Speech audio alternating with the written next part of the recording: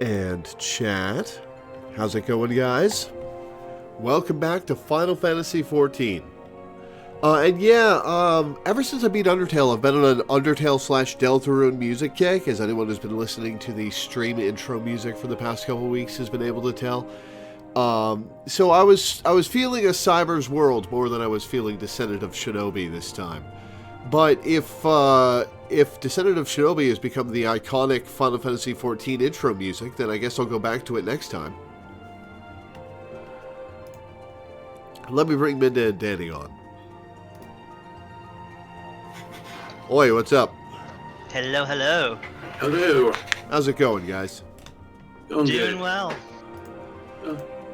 So, Trying to distract my cat right now. So I'm hearing in chat that the seasonal event hasn't started yet? I thought it started Not last yet. Sunday. It starts tomorrow, actually. Oh. Well, I guess we're not doing that today, then. Next Yeah, I week. don't know who was telling you it starts today, but it starts tomorrow. No.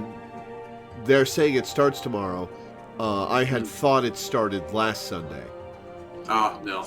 It's the Easter event, so it would be a little early as of this week. When even is Easter this year? I don't know, but it's in April, so we're still a ways out from it. Yeah, true. I never remember when Easter is because it's got that nebulous floating date. Yeah. Yeah. Excuse me. The only care I have for Easter these days is that it's one of the 4 times a year I can get myself candy. So, Yeah. shrug, I don't get it on the day, I get it around the day, so. Yeah, the day after clearance sale. You know, Like day after Easter. that's a good point. I should pay attention to what day Easter is. Yeah. So yeah, it's like day after Easter, day after Valentine's, day after Christmas. Well, going shopping on the day after Christmas is always crazy because you're going to run into all the people doing returns. Not so much at the grocery store, but I worked retail for a couple years, so I know how that is. Oh, man. The thought of, oh god, my first cactpot is 9 and 7, crossing over with 2 and 3. Oh yeah, you gotta love that. Time to make a sadistic choice. I'm going for 1, 2, 3. Fuck it. 4, 2, 3. Ah, well. Who's least making that it means- horrible noise? Oh, that's somebody using the paintbrush. Oh. Meanwhile, I'm just annoyed at the guy using a broom because the sound of a broom goes right through me and it's very uncomfortable. I literally made like 6 million gil on the paintbrush emote, so I'm not gonna knock it, no matter how annoying it sounds. I quite like the paintbrush. Yeah. Hey, there's a Paintbrush 1, 2, emotes are- 3. Yay! Yeah, like one day on the market board, somebody, I don't know how they got this. They probably cheated to get it, but I don't care. They were selling a stack of 99 paintbrush emotes for like 3 million gil, which was like 10% of the current rate for other ones. Like, the whole stack was 3 million gil, so if you do the math individually, that's like, 70,000 per emote, and the rest of the emotes that were up on the market board were going for like 200, 300k. So I bought that stack of 99 emotes, and then over the course of like and I had to do it over the course of 2 or 3 months, so I didn't just flood the market. Oh, But Just over sell the like course of, one at a time. Anyway, the Yeah. wind blows up. We might as well do that. Yeah, and so yeah, I was taking them one at a time for like a couple of months, and I made like 8 million gil, or like 5 or 6 million gil that way. Yeah, Damn, Law, nice. go to Event Square. We can do the gate that's going on.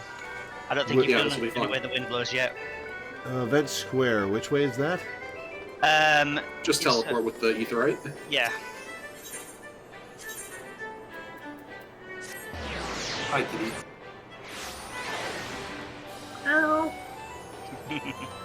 Alright, I have to You gotta the talk to person the gate client.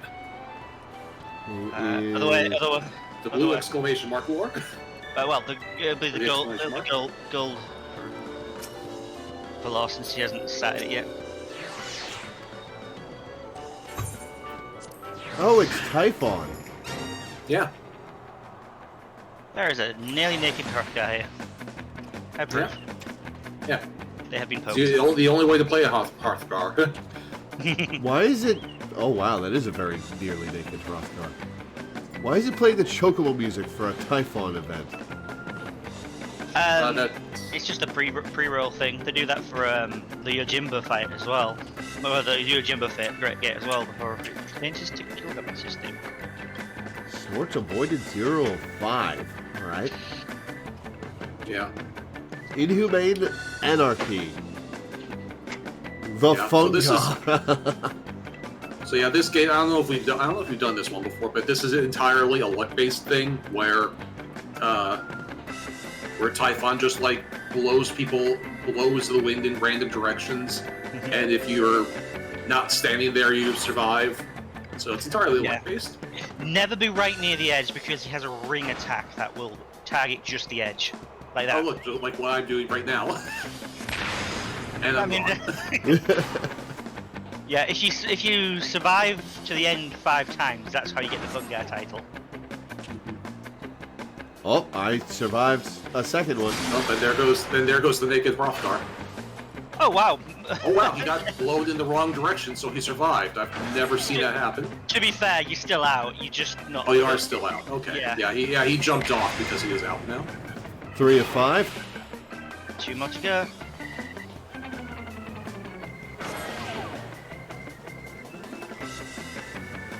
Meanwhile, I am also recovering from a very stressful game of D&D from last night, which was Oh no!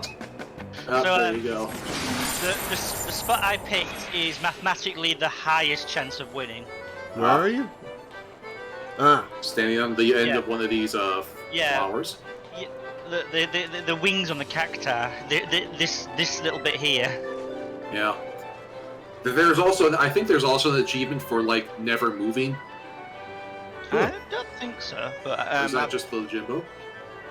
Because I do see people doing that as a flex, but I don't know if it's like an achievement or just a flex. So I think the first thing we should do, because Laura and I have been doing a little off-stream playing, and we unlocked a couple job quests and also the next group quest for the Grand Company for the Grand Company rank. Yeah, I think we should do that first because that'll be a group quest activity. Oh, start with the Grand Company stuff and then move on to the class quest? Yeah, because we'll get to do a little group activity together. Sounds good to me. How many players should we make a party out of? It's a 4-player thing. Oh, well, I'll invite you guys and Milena then. Yeah, and then we'll be heading to Ul'dah. You guys really need to hit me up when you come in online. Yeah.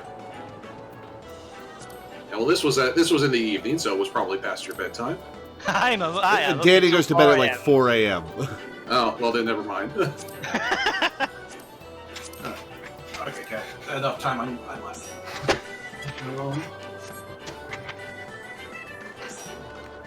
And of course, since nobody has any other video games to play, this is going to be a nice long stream, right? Don't worry, I scheduled RE4 at 6 p.m. We've got 4.5 hours. Yeah. I made sure to give it plenty of space. Okay, so to Ul'dah. Oh yeah, I gotta change my minion. Hang on. What do we get? Minion roulette. Hey, Axolotl left. Very cute.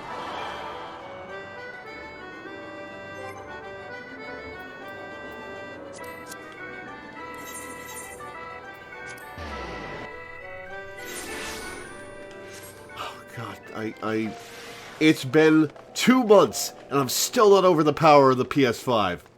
Yes. It's been 2 days and I still haven't had time to play RE4 myself.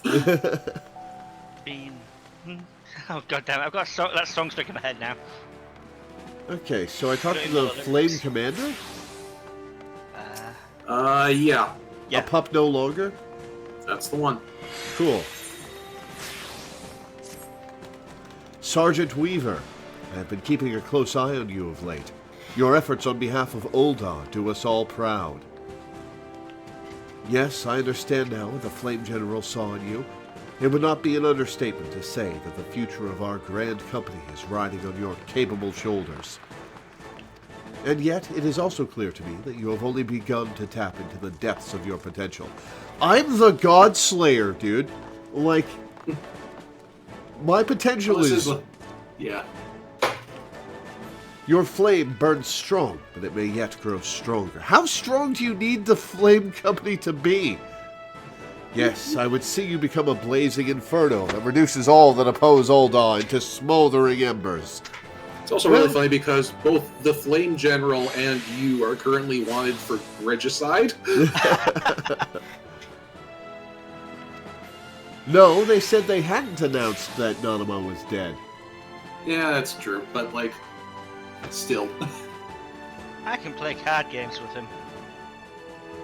It is with such hopes that I have made arrangements for you to receive training at the Wolves' Den, a proving ground established by the Eorzean Alliance for the training of Grand Company recruits. Mayhap you are familiar with it. That look in your eye tells me you are eager to take to the road. I knew I had not misjudged you. The Wolves' Den is to be found just off the shores of Lenosia. The ferry at the Morabee Dry Docks in Lower Lenosia will grant you passage there. Upon your arrival in Lominson territory, seek out Storm Captain Berkoya Lodelson. Berkoya Lodelson. I have already taken the liberty of submitting a letter of recommendation on your behalf. Alright, Calypsa, I guess. Actually, this is the wrong one. Does he have another blue quest? Yes. Do that blue quest too. That first one was the PvP. quest to unlock PvP, which we It should also sounded do like because that's PvP. fun. Yeah. Which we should also do because PvP will help you level, but we'll one thing at a time.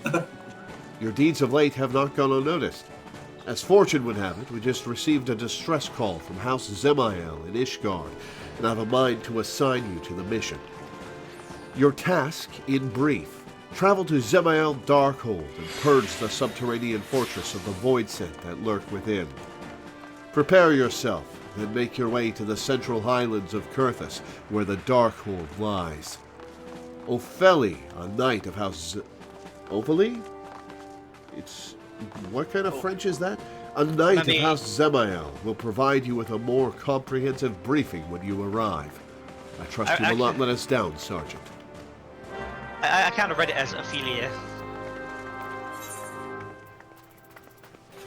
Alright, I'm going to abandon a pup no longer for now.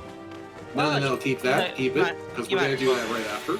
Oh. Yeah, because it literally is just go here, get things unlocked, that's it. Fair enough. Alright, to France. Here, I'm going to teleport there, so just follow me. Okay.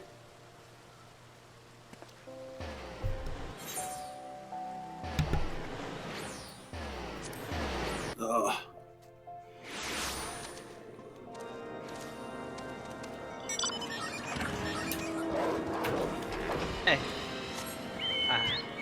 I'm not the only one with the Falcon mount. Hey, there's my black chocobo for the first time. Yay. And southwest, I believe, is the direction we want to go. Yep, I see it on my minimap. Excellent. Yeah, it's not a new dungeon, it's just what we have to do. Yep. Oh, it's a dungeon. Ah. Yeah. You've done it before. Yeah, we've done this one before, so we're just doing it again. Yeah, might as well just...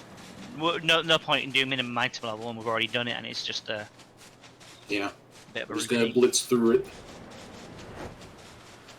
Alright, well, we've got 2 tanks in a crafter class.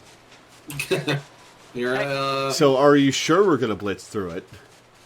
Milena, do you want a DPS or heal? Tell you what, I'll go DPS. I'll take that. Who goes there? Oh, you must be the reinforcements. I beg your pardon. Recent sights have left me as skittish as an untrained chocobo. Zemael Darkhold. The name itself sends a shiver up the spine, does it not? The place has been infested by all manner of fearsome void scent of late. Why, I've even heard word of statues come to life. While we Ishgardians pride ourselves on seeing to our own defenses, the threat this time is simply too great.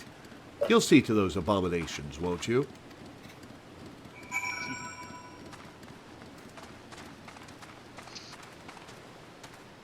Oh, hey. Nice outfit, IGU. Goldsmith Goldsmith DPS. is DPS.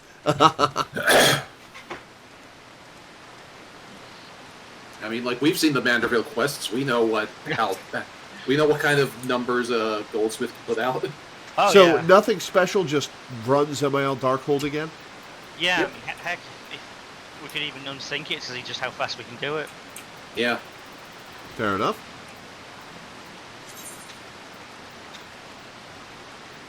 Yeah, if you want to unsync it, we'll just blitz right through this thing.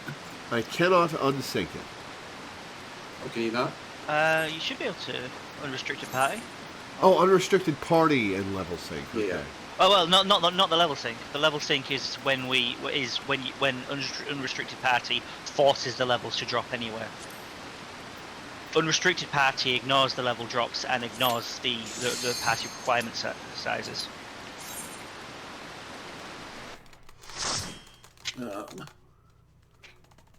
So yeah, we're just running this as level 60 characters, which are going to be massively overpowered. Yeah. Except for Danny.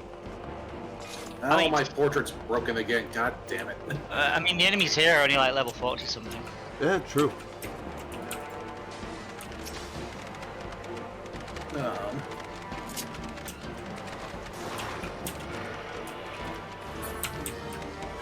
Just one-shotting these guys. Yep. So, D&D last night. Yeah, For- tell us for the the story. Tell us the story. Yes, there are a lot of story. There are a lot of story. So for the past like 6 months or so, I've been in a campaign where our party has been in a sort of post-apocalyptic setting. Not like the whole world is post-apocalypse, but like this one city we're in is like trapped in the middle of a magic superstorm, and so we can't escape, and it's all very scary and dramatic. And it's been a little unclear this whole time who exactly the final boss of this campaign was going to be, because there are like the crazy cultists who worship the storm. There are some weird mercenaries that keep trying to kill us every time we see them. We have a couple of allies, but we don't really know if we can trust them. So, like, this whole time, and like all the whole time, we're like trying to like make plans to make our escape and whatnot. And we're not entirely sure who we can trust, who the final bad guy was going to be of the campaign. And it turned out that the final villain of the campaign was actually the party cleric, who has been playing us in a long con this entire time. Huh. That's Nice. a cool twist. Yeah. And so we had to kill her, and my character got the killing blow, which they are not happy about. They had to murder one of my friends last night in D&D. Probably going to need some... It's like my character's probably going to need some therapy for that. That's not so great. But yeah, that was a lot of fun, but also a lot of oof. That's pretty cool, dude. Ah, it sounds like a fun adventure. Oh yeah, it was a great time. And like, the other fun thing is that like we retconned it because like a few months ago, one of our players in the campaign just ghosted us, just like stopped responding to DMs and whatever, and just disappeared from the game. Oof. And we retconned it so that the evil cleric actually killed them. So that character is dead. Like, in real life, the reason why they stopped showing up is just because the player, disappeared and had other things that they were doing, and so stopped playing. No, they were murdered. We've got something similar to that in our D&D game with my group, where one of our early players had to stop playing, and as a result, there is now a major mystery as to why this dwarf vanished from all existence, and we are the only people who remember that they existed at all. Oh, that's cool. Yeah. To the point where, like, at first it was like their character fell ill, so they weren't able to join us for a while, but then they had to stop playing. So now the first hint was the innkeeper asking us why we were still renting this empty inn room. Ooh. I do have a plan for a one-shot I want to do with the group where I'm the DM. I want to collude with one of the players and make them the secret villain of the game. But a couple of them might actually watch this stream, so I can't describe my plots for that one. There's a... Did I ever tell you the story about when we were invading a castle and we had to deal with an owlbear? I don't think so. No. Well, the owlbear itself isn't the special part. It's what we did afterwards. Specifically, once we beat the owlbear, we thought the pelt might be worth something, so we skinned it. We got to where the door where the boss was. I've got this axe that will basically make wood explode on contact, and we proceeded to wear the owlbear pelt like a Chinese dragon costume. Explode the door so it's the splinters just covered the enemies in it, and then we just charged in wearing this owlbear pelt like a Chinese dragon costume, and the boss was so surprised that we got an entire free turn. Nice. And then just as the free turn was running out, I then proceeded to throw the owlbear pelt onto the boss, and he fumbled his turn trying to get it off, so we got another free turn. Nice. The boss was dead before he got to do anything. Nice. 5 minutes and 48 seconds. Yeah. That's the unsynced life. And music. Oh yeah, you can. That's probably a music that you don't have. The Dark Hold. I'll roll lead on it then. But yeah, the boss fight against our former friend, the evil cleric, was pretty harrowing. It got down to the point where, my character and the party ranger were on shared initiative, and we knew that the cleric was on low health, so this was probably going to be the final blow, and the ranger just couldn't do it. She was just like, I can't kill my friend. Aww. And so I had to do it, which, also probably not mentally, the character probably not mentally equipped to do that, but somebody had to, or else we were all gonna die, and that's just something she's gonna have to live with now. Fucking oof. Yeah. My party's done some morally dubious things, and when somebody was like, wait, you're a paladin, shouldn't you be concerned about some of these things? I'm like, well, I grew up sheltered in a monastery all of my life. You guys are the first people I've met since leaving. For all I know, this is just how the world works. I'm a paladin of me, bitch. Is how I would have responded. Also, Alright, let's let Lore talk. Yeah. Sergeant Weaver, we have received word of your success. Have these seals, along with our congratulations on a job well done.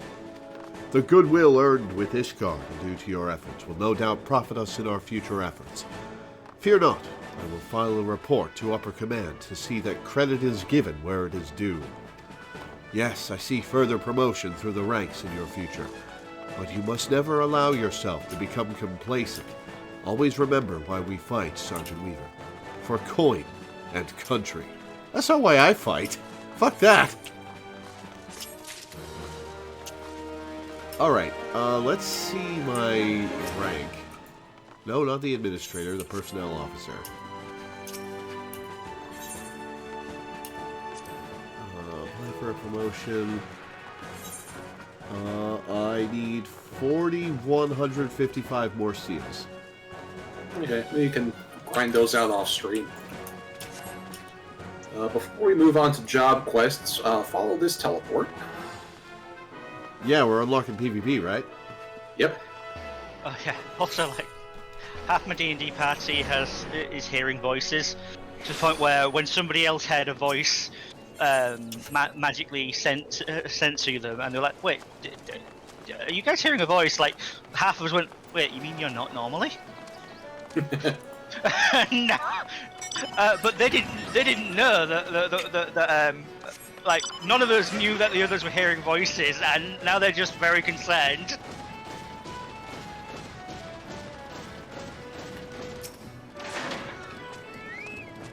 Wolves Den.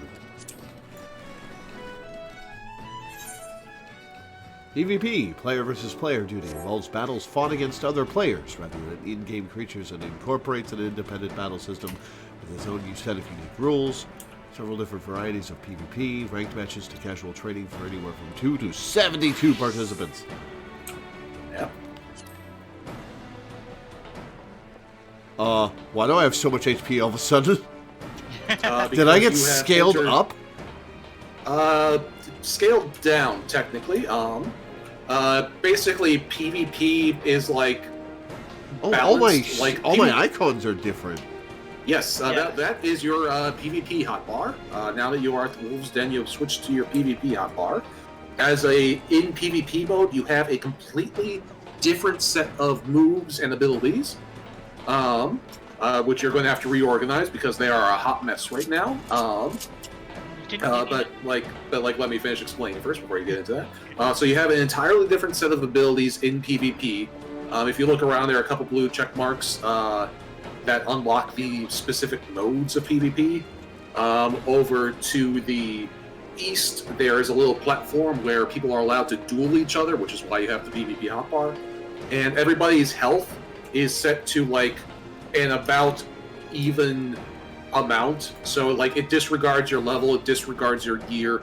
Everybody is on a pretty even playing field statistically in PvP. So there's no like, just raffle stomping people who have shitty PvP gear. Huh. Yeah, the laws of physics changed when you do military training. Yes. Apparently. Also, you have an entirely new limit break. So actually, there is one fun thing you can do. If you come over here to the striking dummies, if you just like attack the striking dummies for a while, you will see that you have a limit break that you can fill up. And then you can do that, and you have an entirely new limit break that is unique to your job. Oh, fire turns into flare. Interesting. Yeah, just play around with your buttons and see what they do. Fire for flare. Interesting. You've not unlocked Machinist yet, have you? No. You have the job for it, but I don't think you've done it. Yeah. Machinist has my favorite limit break. If they just pull out a fucking sniper rifle. Oh my god, that does so much damage.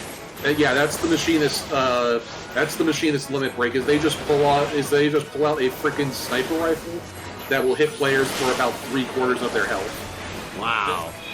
It usually kills people if you're using it properly. Also, the Samurai's limit break is Zantetsuken, as in Odin's instant kill attack. Yeah. And it does instantly kill if you apply a debuff to it first. Yeah.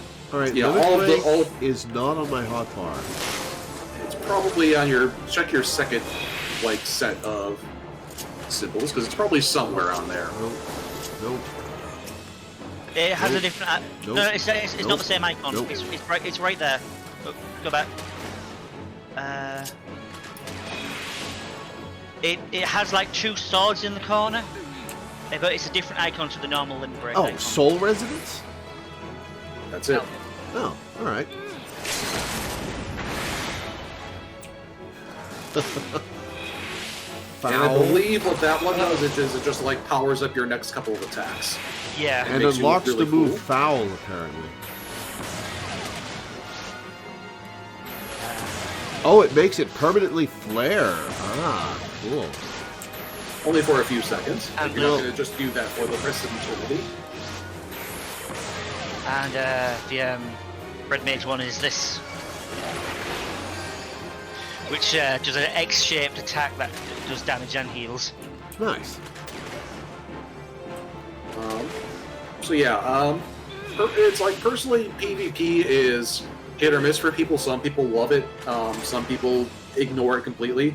I like it a lot. I also like doing the daily PvP dailies. Gets you a lot of XP, so those are always worth doing. Yeah. So we should unlock. So go around and just talk to all the blue question marks to unlock all the different PvP modes.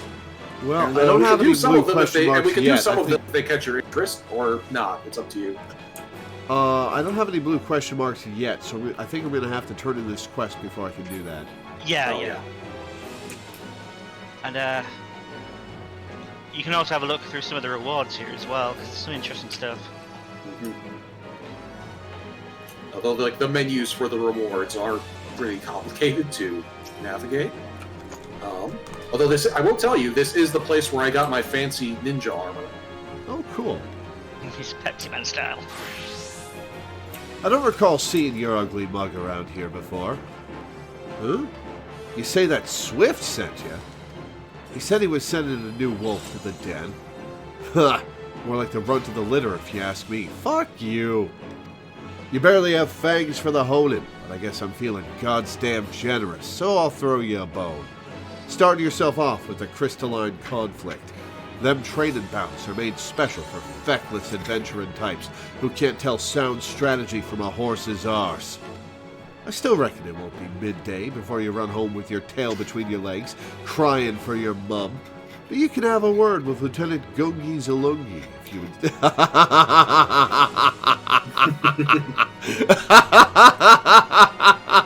Alpha names.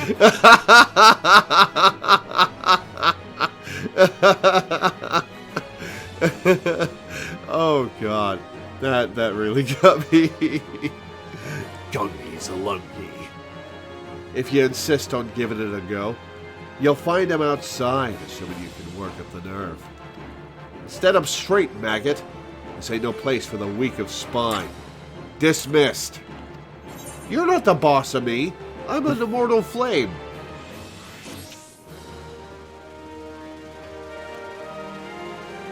No. But so yeah, my Genji armor here is PvP gear. Yeah, I think you mentioned that. And Elena was describing the ninja limit break in chat, but they forgot to say the best part. The ninja limit break kills if something is at half health, but if it does kill somebody, it instantly resets. So if you wait until an entire team is low, a ninja can just finish off an entire team 1, 2, 3, 4, 5. That's pretty funny, actually. Yeah. It's like, it's really hard to pull that off, but if you do, it is like the sickest shit.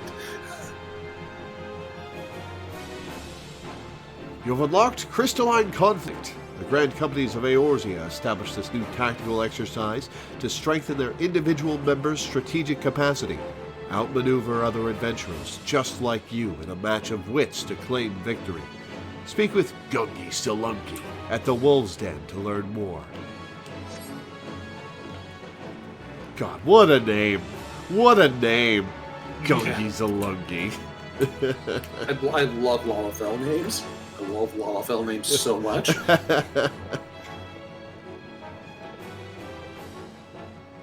Oh, Melena's matching me. Nice.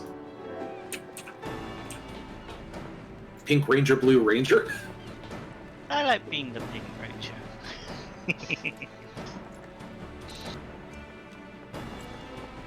I feel like talking to this NPC for some reason. Dominic, here to scout out potential opponents, I'd wager. Well, you're wasting your time. There's no way of knowing who you're going to face in the pit until you actually face them. If you are serious about winning, you must learn to adapt to whatever is thrown at you. Either hit the ground running or simply hit the ground. That cat girl next to you has like a unique animation where she's like stretching with her axe, and I really wish they would like give that to players because it's cool. Oh yeah, that is a neat little animation. Did she say nothing turns me on like going hard with an adventurer? That is literally what she said. That was a fun.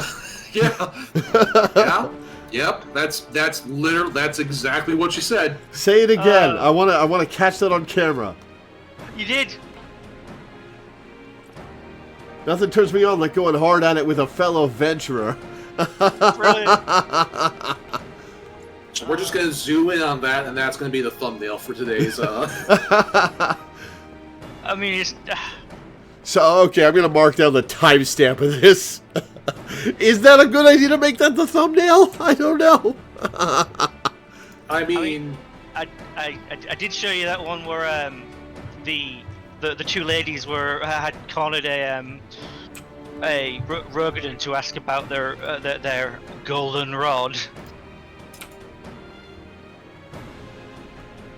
I don't think I've shown you about the I don't think I've shown you the one where your mother was an imperial whore. Hi, and she still wouldn't take your coin. I think I've seen that actually. And I will always love you. hey, I can see you. Can you see me? I don't know if I've loaded on your screen. Yeah, I see you. I see both.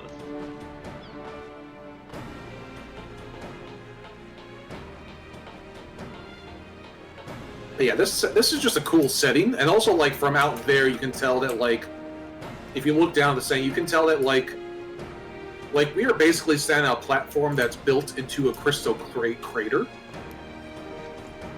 Oh yeah, we are, aren't we? Yeah, like this rock formation behind us is like an impact site from Dalamund. Except inert. Yeah. Soft knocks. Oh, a cutscene.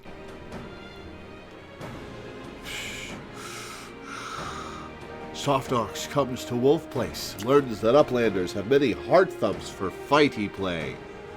Well, there's somebody up on the boat who wants some fight play. Everyone here wants some fight play. She is actually fight sexual. That's hilarious. Softnox sees chance for busy deal. Offers gobby hand lending for Uplanders to have better fighty play. Crunch bone and smash steel muchly. Now new fighty play is born. Name of Rival Wings. Machina of Gobmake help Uplanders make much mayhem together. If Uplander wishes to fill brain case with knowings of Rival Wings, Softnox happy to give many tongue flaps.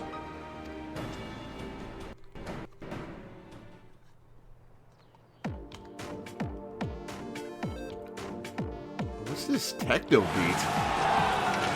That's goblin music.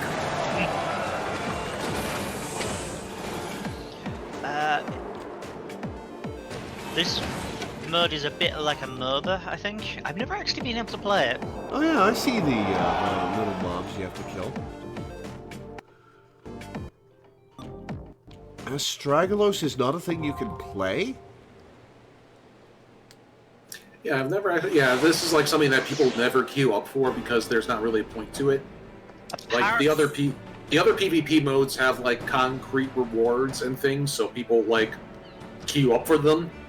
Rival Wings not so much, which is a shame because it looks interesting, but I've never been able to like get a group for it. Yeah, Damn. apparently when a new patch drops, people tend to queue for it then. But I've only heard about that recently, mostly just because of the them adding new new series rewards. Mm-hmm. Oh, apparently according to Sanctiferum, you can't queue for it anymore. It's permanently on hiatus. Ah. Oh. Well, yeah, that particular map is on hiatus, yeah. Ah, gotcha. Okay. You have been granted access to Astragolos, an old Charlian testing site situated in the Dravanian hinterlands. Here you may take part in Rival Wings, a large-scale war game incorporating powerful goblin-made machina. Adventurers are divided into 2 teams, the Falcons and the Ravens, with each side setting out to destroy the core located in the opponent's base. If you are interested in learning more, speak with Softnox at the Wolf's Den Pier. Alright, Yeah. well, that's something I can't do. I should attune to this aetherite, shouldn't I? Yes.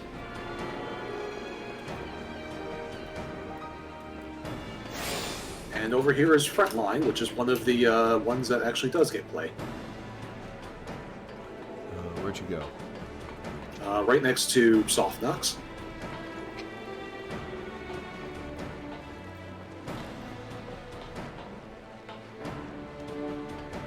I don't have a blue check mark on this guy. There you go. I thought I saw it on your screen. No, never mind. Pretty sure Frontline's the first thing that unlocks. But what about Crystal? You've talked to Gunji Zalunji, which will have unlocked Crystal Conflicts as well. But no, there is a No, plus I sign. haven't talked to Gungi Zalungi yet. Okay. Oh yeah, there is one. There's a plus on Gunki. You look to be spoiling for a fight, newcomer. Not that I blame you. Most everyone the captain sends my way is. You'd do well to vent some of that pent-up rage in a match or 3 of Crystalline Conflict. It's the latest, greatest, and most exciting tactical training you'll find this side of the front lines. You may think me biased, given that I'm the one who came up with the rules, but nothing could be further from the truth. We received countless calls to add more strategic elements to our training skirmishes. You see, and I simply put the entirety of my considerable skill toward answering them. Crystalline Conflict matches challenge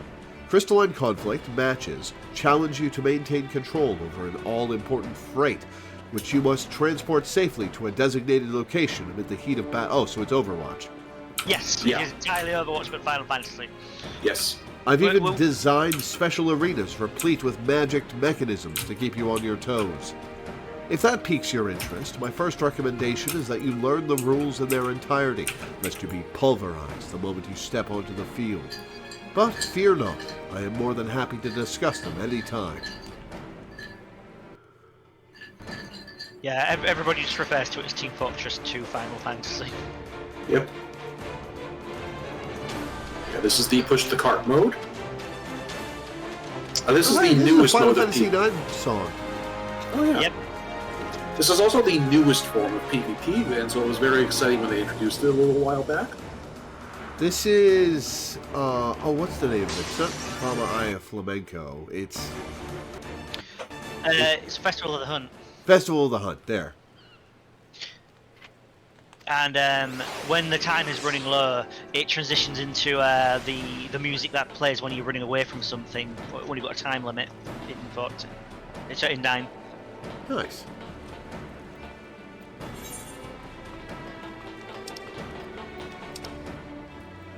I don't have any more blue check marks, including from the frontline guy. Should be everything then. Check your daily roulette and see if the front line opened up.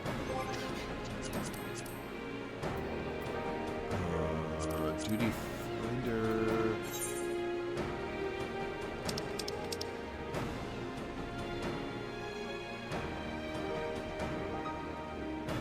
I've got Crystalline Conflict Custom Match, and Rival Wings. I mean, no, on the daily roulette thing. Yeah. The duty roulette tab.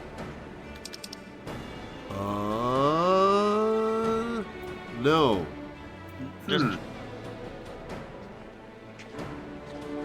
Who do you have to talk to unlock frontline?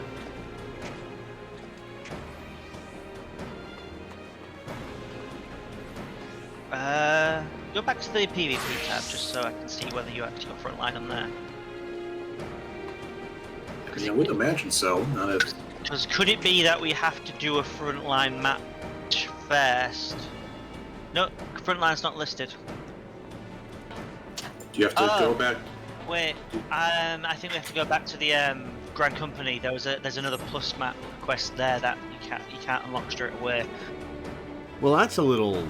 Yeah, that's a little weird, but Yeah. so yeah, head back to Ul'dah then. That's all right. Yeah, I got the teleport going.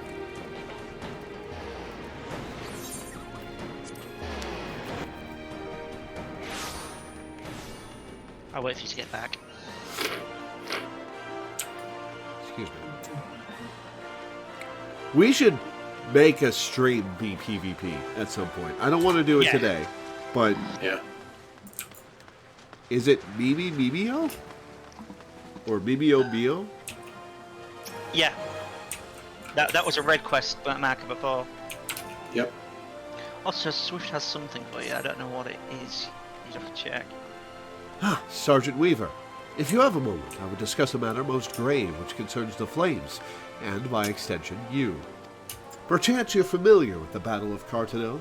Countless Eorzeans and Garleans massacred by an Elder Primal, end of an era, and so forth. Good, good.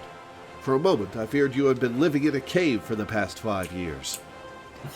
Then surely you know that the Cartano What is with these guys talking to the hero of Eorzea, the warrior of light, as if she just stepped out of the Vieira forest 5 minutes ago? Then surely I mean, you never know what order players are going to do these quests in, so they always got to, like, do a little exposition just in case this is literally your first time hearing about this stuff. True. Yeah, you got to treat the quests as relevant to when they are added or what level they are. Then surely you know that the Cartano Flats, where the battle took place, is a hellish wasteland littered with the remnants of that fateful day, and nuclear radiation, which is why we send people to fight PvP there. Hardly anything of consequence to be found there now, eh? Certainly nothing worth protecting. And yet, in spite of that, the Eorzean Alliance continues to maintain a military presence in the region. Why do you suppose that is? Because there is something of consequence. Allagan ruins, to be precise. They were discovered following the calamity, and Allied scholars have been studying them ever since. 3 nations working in tandem for a greater good. It should come as no surprise that it would not last. You see, Ul'dah, Limsa Lominsa, and Gridania have all formally asserted a claim to the territory. Negotiations have thus far proved fruitless, and so we are to settle the dispute on the field of battle. Oh, but do not misunderstand. We won't be going to war with our allies. Hostilities shall be confined to the disputed territories, and we shall fight to submission, not death. So there is no cause for concern. Oh, no. You won't be expected to kill your opponent, merely deprive him of the will to fight. You know, play Baby Shark at him for a few hours. Oh no. I say you, because the only reason I deign to share this information with you is because your company needs you, Sergeant. We'll be damned if we're going to let a foreign power lay claim to these ruins, and so we need every able-bodied soldier we can muster on the front line. I expect you still have questions and concerns. Very well. Speak with our man at the airship landing. He will tell you everything you need to know. And as St. Farron pointed out, this mode was introduced in the same patch that Telegi's plot to take over the Allagan ruins at Cardinal was like the big plot point. Yeah. Also, three of the front lines are locations are actually 1.0 locations. Oh, cool. Because we've got the Katana Flats that was mentioned, but there's also Seal Rock, which in 1.0 was the important in the Limsa starting area, where Y'shtola was investigating a mysterious island that raised from the ocean floor, and an Ascian stole some sort of artifact from it. I still do not have frontline. Really? Yeah, you teleported me back to the PvP area. I thought that's where you wanted me to go. I thought that was where they had to go too. He said to talk to a man at the docks. The airship landing. Oh, well, or the airship landing, yeah. Yeah. Oh, Yeah. well, that's... The meanwhile, Alright, how the hell do I get out of here? I don't have a teleport button on my hotbar anymore. Yeah, I gotcha, Jesus. Alright, so to the Ulda airship landing because can't make things simple. Yeah, the other area. The reason why you're fighting on Steel Rock is that it's covered with Allegan data-infused ruins, and you're basically playing King of the Hill to get to extract the data from them. Yeah, there are also some other maps that are like from future content that you wouldn't recognize, but Yeah, well, which I wasn't going to mention those ones, but yeah. the You're about to get the tutorial on Frontline, so they'll explain it. yeah, the third one is in Carthus Eastern Lowlands, which is across the big bridge that we fought Gilgamesh on. Oh, cool. Time to talk to an NPC.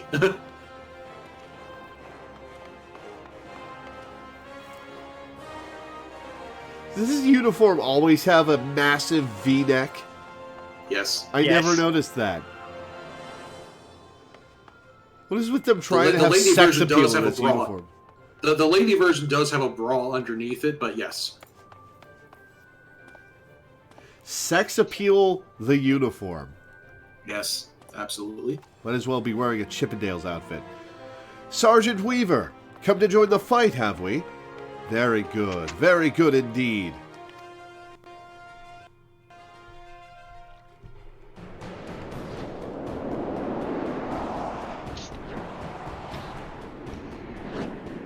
So you fight on behalf of the country you're registered with, right? used to. It favors it, but you end up in for the sake of like matchmaking, you'll fight for just whatever team they put you on. Yeah, it used to be that you would pretty much always be on your Grand Company's team unless you set freelancer where you could be assigned to any of them. But in order to actually have the teams fill up properly, they these days freelancer is on for everyone. Yeah. Gotcha.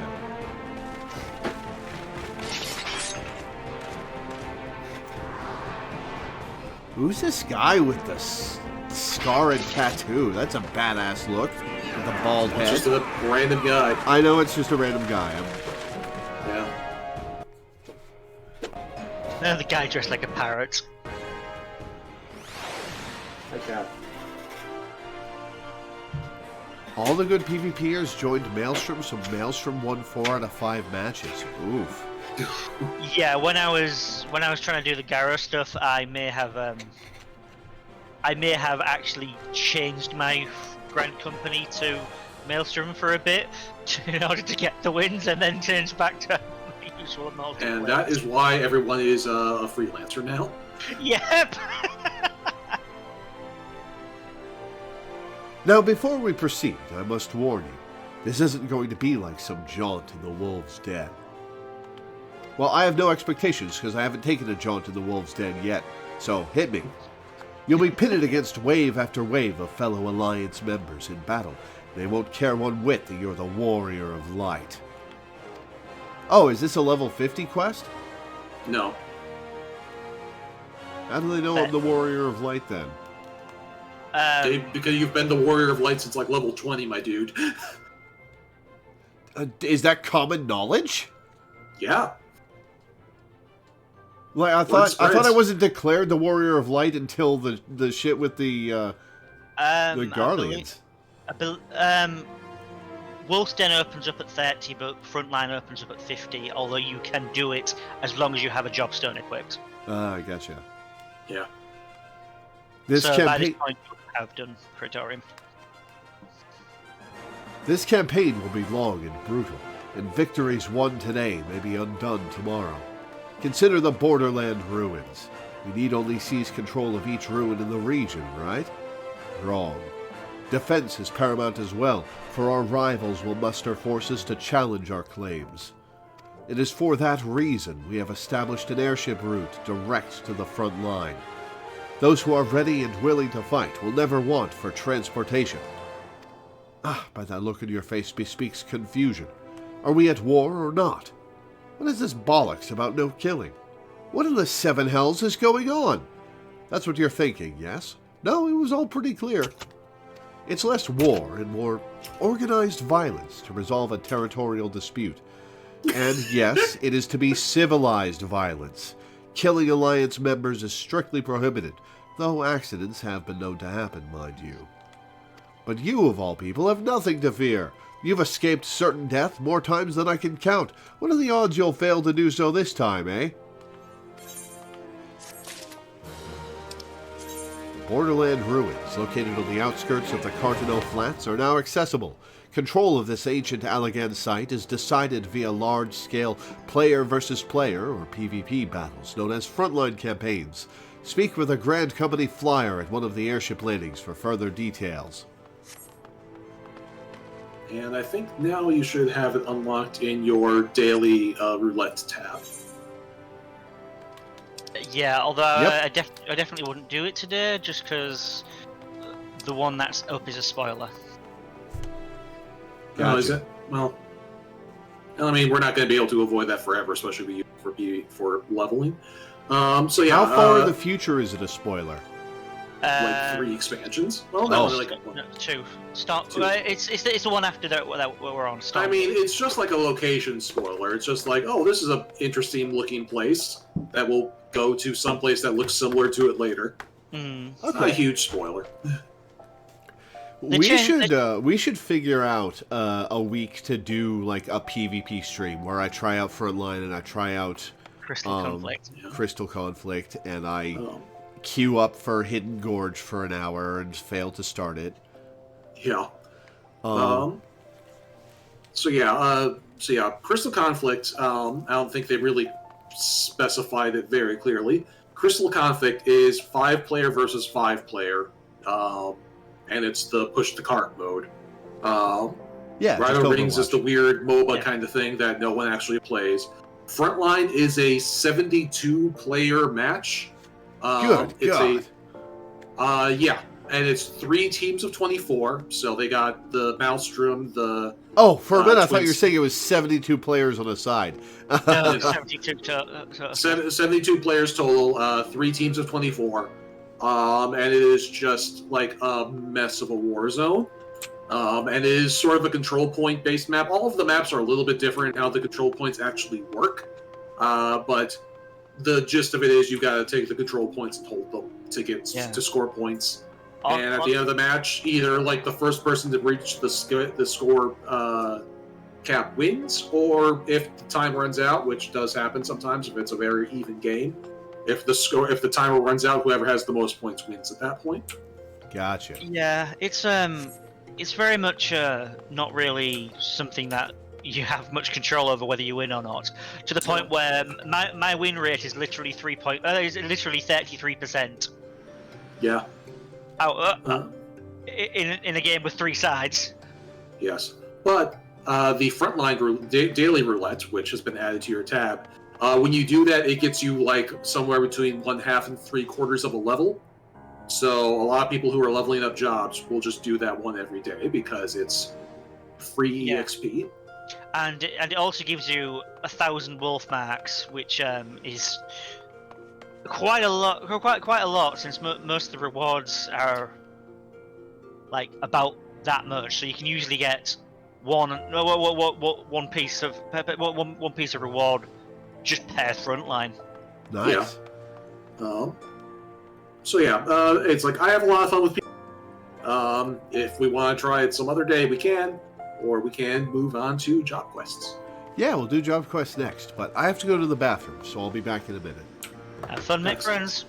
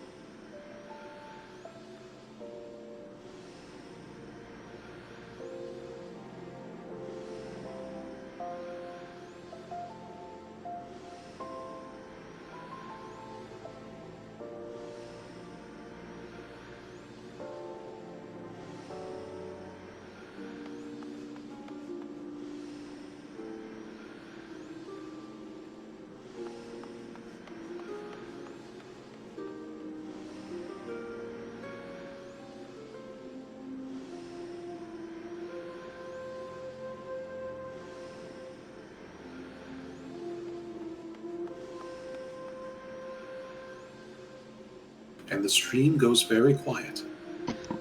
Ooh. Stouter Taru, looking for a group for map. Treasure maps are fun. Aye. Like every once in the blue moon, my FC gets in their head to do treasure maps, and we'll just marathon them for 3 hours. Yeah, we tend to do an hour every fortnight. Yeah, and you just make so much gil that way. Yeah. I got a potted plant in one of my recent forays into a treasure map. It sold for 3 million gil. Yep. I'm starting to think that the potted plant may have just been pot. Yeah, I've done all kinds of stuff. Even just the raw gil, not insubstantial that you can Yeah. get. But then yes, you always get the rare materials that go for 3 million gil. Yeah. I've Which now that I've started crafting, I really finally appreciate just how much those are. Yeah. I got one of the exciting tonics, and it was just do I sell this now for 8 million, or do I try to hold it and get the extras so I can get the mount? I would totally keep it for the mount. I've been keeping it for the mount. Yeah. It's already dropped. Yeah, it's already dropped to about 5 million. Yeah.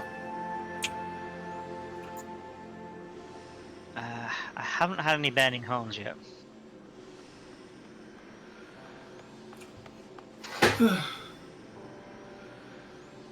Most of what Milena gets from maps is relic weapon materials. Yeah, that's also not undesirable, certainly.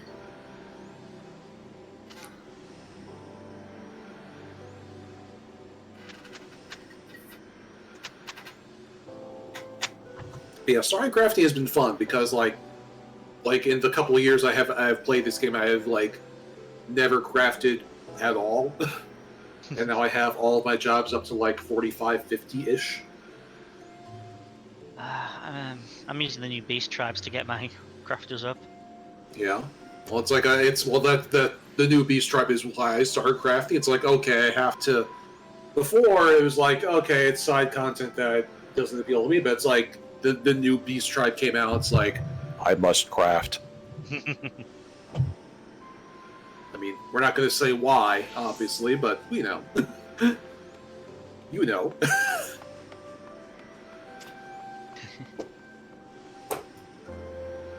What are you doing? You have food. Stouter Taru, huh? Was there a Tataru cosplayer in the area? Probably. My second favorite player character I've ever seen. My first favorite, of course, being Loreweaver. My second favorite was a Rogadan male dressed like Tataru called Tataru Grande. Yes. That's my favorite. There's actually a whole series of those of Rogadans dressed up as war NPCs with punny names. Alpha Swole is one of them. And I forgot what the full list is, but there are screenshots of the full set of them out there, but just a guild of Rogadan cosplayers. Yeah. I've seen a male Rogadan doing an Alizé cosplay. Yes. Cat girl Alizé Nyalisé. Yes. Okay, so up next, let me get the right gear set on. Let's do Scholar. Yay. Should we do Scholar or Dark Knight first?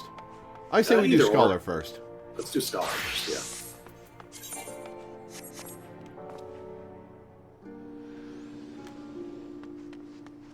Okay, Scholar is in Ishgard, right? I have no idea. No, it's in Libsa. Yeah, it's either Libsa or someplace else, because eventually the NPC moves. But if you click on if you click on the thing in your upper left corner of the screen, it'll right, tell I you. forgot about that. I don't know how you click it with a controller setup, but like it's up there. Touchpad. Touchpad. Yep, Limsa. And we are at the airship, so we can just go there. Too late. Okay. This is faster. On my PS5, this is absolutely faster. All right.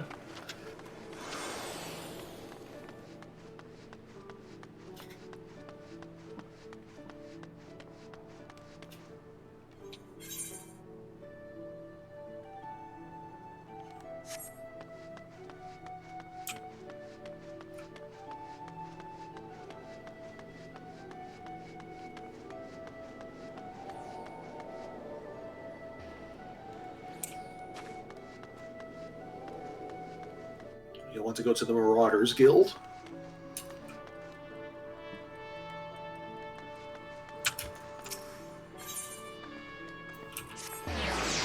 I completely forgot about the Ethernet port there, so thank you for reminding me.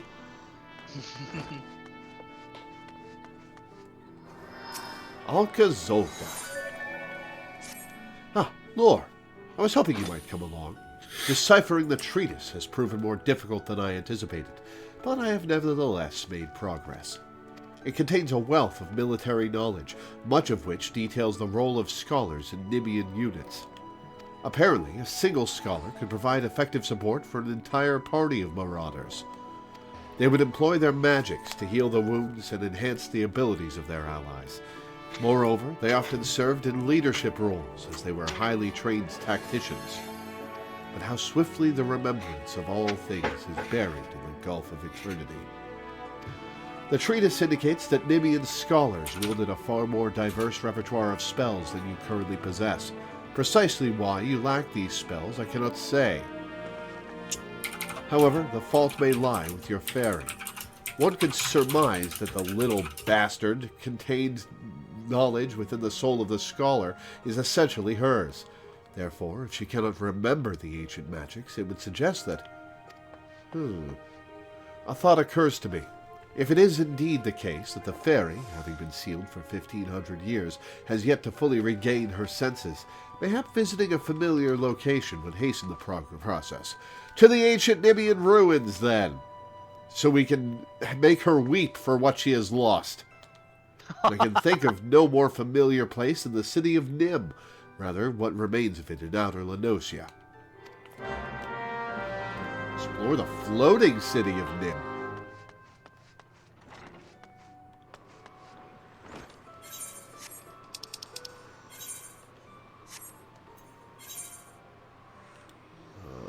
To Camp Overlook, I guess.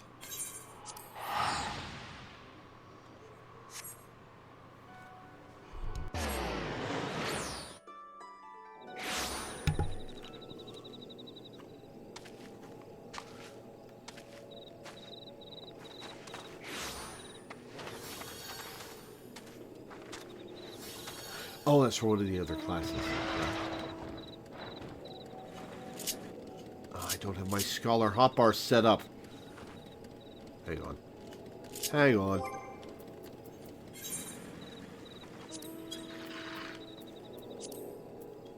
Wait, how'd you get to 40 without setting up the hotbar? We just leveled me with dungeons. Yeah, how would you do that without a hotbar setup? I set up the basic hotbar. I didn't set up, like, the extra commands and stuff. Oh. Ah. And if you want to do this machinist quest to just unlock the machinist while we're here, that would be fine.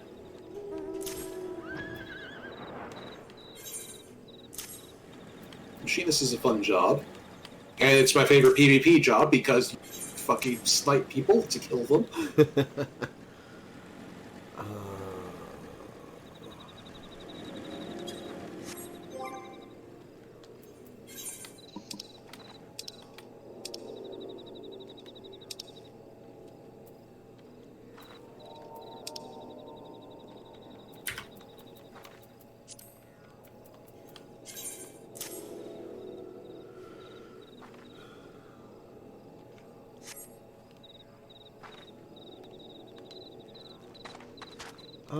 Yeah, sure, we'll do this machinist quest. Do I have to be a machinist to do it, or can I switch back to Black Mage? Not yet. Well, you literally can't be a machinist yet, so... Oh, right. This is the job to unlock machinist.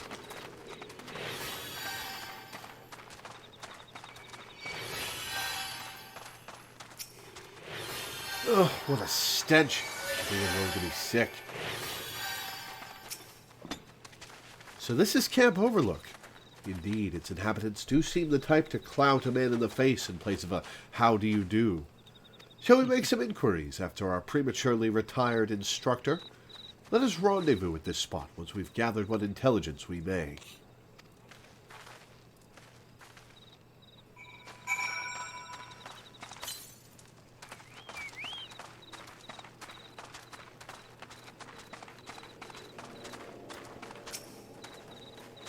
A bloke laid a Ishgard. Aye, there was a stranger come about, asking after one of our lads. Told him the sorry sod he was looking for was in the cabin by the lift, resting up from an axe wound. But sounds like the answer I'm looking for, but I still must talk to other people. Huh? You mean that big Rogadin bastard? You'll find him pacing the boards in front of the infirmary. Some of the lads seem to know the bloke, but no bugger seems eager to say how.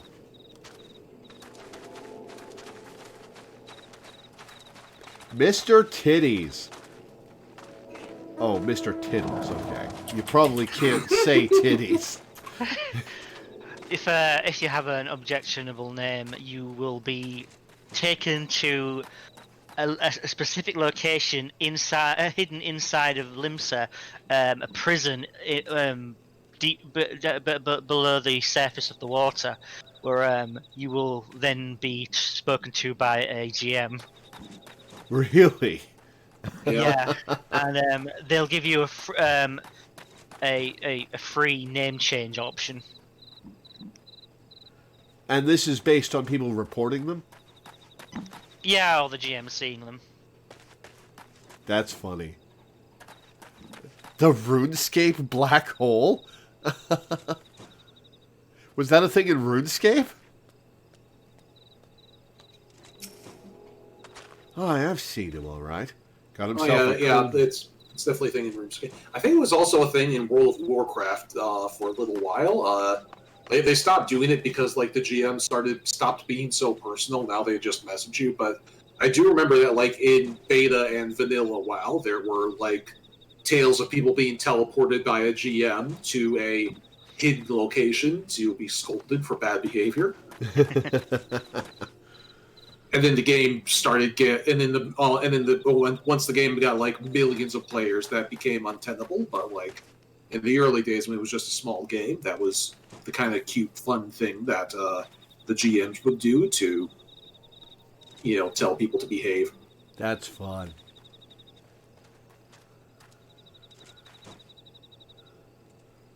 Aye, I've seen him, all right. So the name filter wouldn't catch titties. You just get caught by a GM. The name filter will catch some things. Like titties is one that's obvious enough that probably. Yeah. So that guy was definitely dodging the name filter with tittles. Yeah.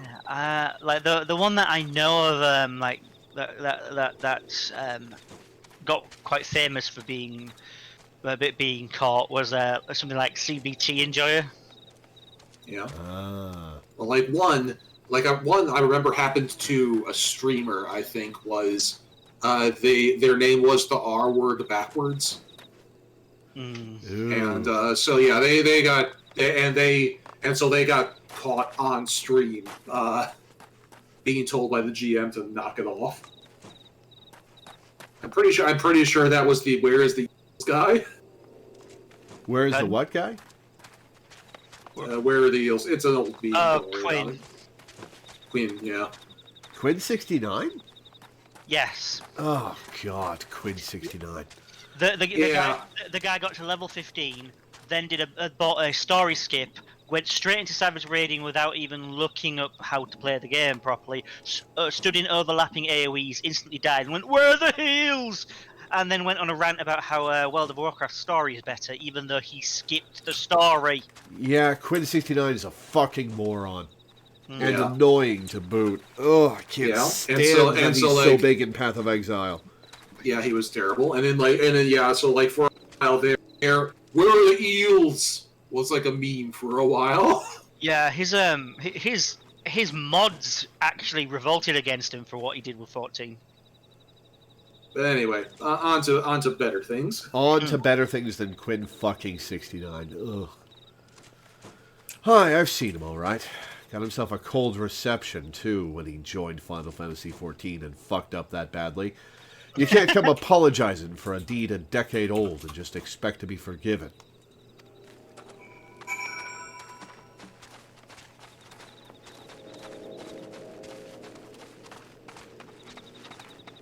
Fucking Quinn 69. He's a blight on whatever game he plays. Yeah. His chat is horrible. It's just atrocious. It's god-awful. Anyway, brighter things than Quinn 69. Yeah. I have 3 healers in my party. Where are the heals indeed? How fared your interrogations? Could seem our man came here but to visit an old acquaintance. There's the heals! I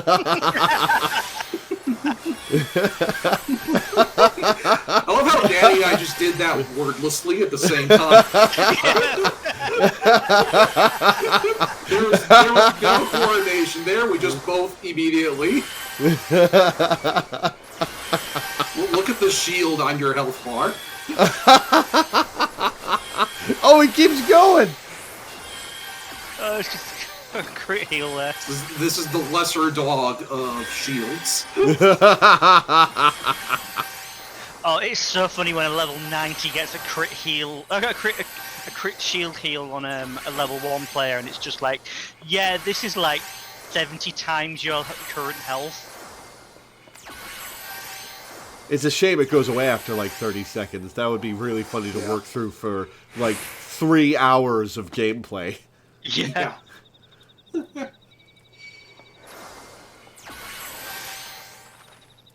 Oh shit, I hit X to skip dialogue I hadn't written. If you click on read. I hadn't read! They're just saying that they're in the vicinity of the infirmaries. Although, like, if you click on the event tab in chat, you can go back and read it. Oh, cool. If you really want to.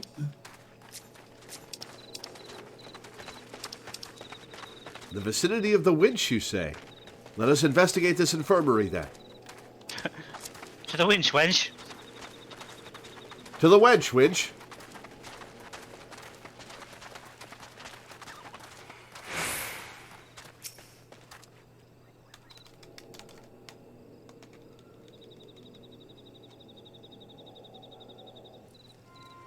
Were the conditions of your employment not satisfactory?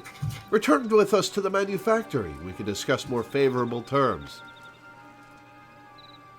I understand that Ishgardians presently accord machinists rather less than the respect they deserve, but I promise you our worth shall shine through in due time. People will clamor to learn our profession. You cannot abandon us now, Rostenstall. Think of the future. Oh. Leave me be. One more step and I'll blow your yapping jaw off. What got up this guy's ass?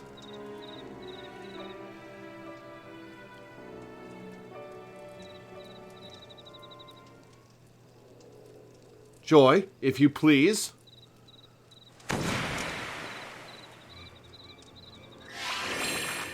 Oh, is she secretly a psychopath? Oh, uh-oh.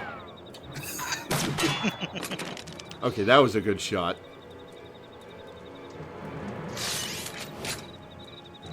You shite-eating bastard! Next time I'll aim for the shaft twixt your thighs! Yes. Yes. Joy is the best. Yep.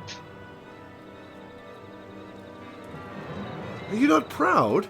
'Twas you who taught Joy everything she knows about shooting. And spitting colorful profanity besides. Really, this is karmic. Aye, the lasses learned me lessons well. Well enough to be your new master of marksmanship, I'd wager.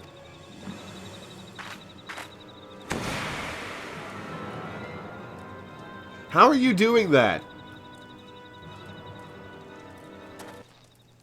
Do you think so? Oh, but no. Joy is far too busy with her duties at the manor house.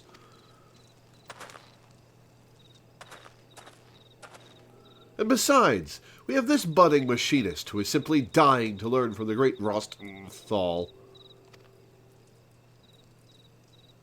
I don't know. I'd like to learn from Joy.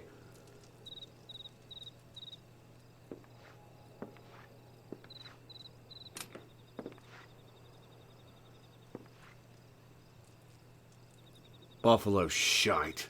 Any scrag who's known me would rather I did the dying. Oh, just look at you. The epitome of a roguish swashbuckler. Why ever did you cease brandishing your weapon in that fashion? Oh, somebody's got a crush. Because only pirate scum hold a firearm like this. I ain't gonna teach the machinist way to know opeless, sausage-fingered venturer what you dragged in off the street. Finally, someone who doesn't recognize me, who I can school.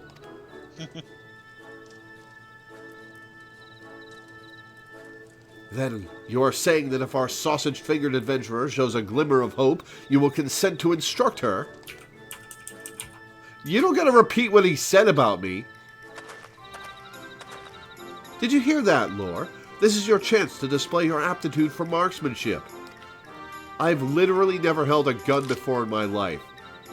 Here, I took the liberty of packing some extra tools of the trade. Convince our reluctant instructor that you are serious in your intentions with a bullet to the gut.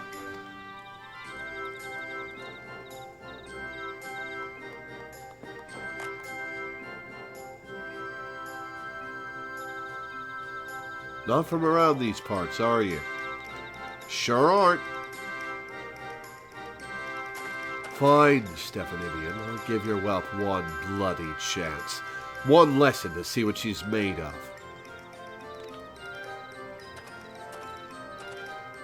The fate of the Sky Steel Manufactory, nay, the very future of machinistry, is in your sausage-fingered hands. God damn it! I'm never going to live down that insult. Especially since in real life, that's part of the reason I hate touchscreens.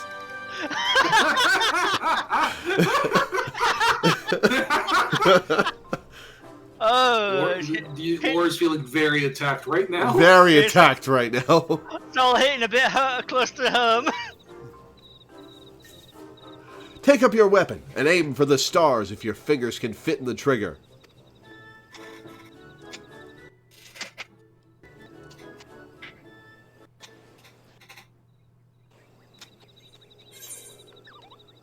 Soul of the Machinist. Steel-barreled carbine. Toadskin... Another toadskin jacket. Alright. Toadskin braze. Well, I don't need that toadskin jacket. Yeah, they give you a couple pieces of gear just in case. Because remember, this quest was introduced in Heavensward, so it was entirely possible that somebody picking up Machinist for the first time would have everything at level 50 and would have literally no level 30 gear. Yeah, true. So they give you a couple things just in case. Alright, let's equip the gun.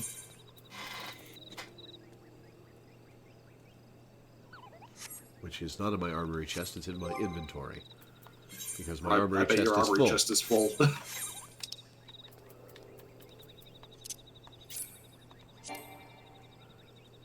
Sometime I'm able off to screen, change classes insufficient armory chest space. Grand. No. Sometime off screen, we're gonna have to do something about your inventory. Yeah. I'll set aside some time to do it one of these days. I'll do it in the morning after I wake up one of these days and prep for before I do live blogging. Yeah.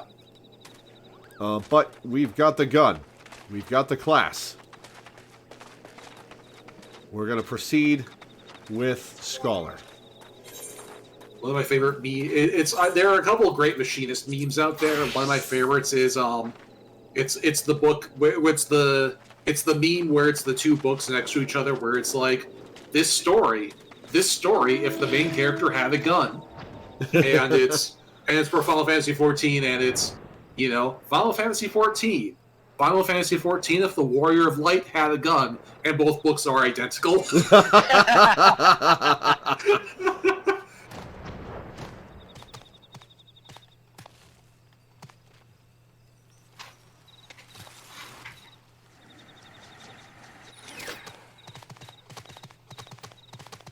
Is it? Oh, it's above me.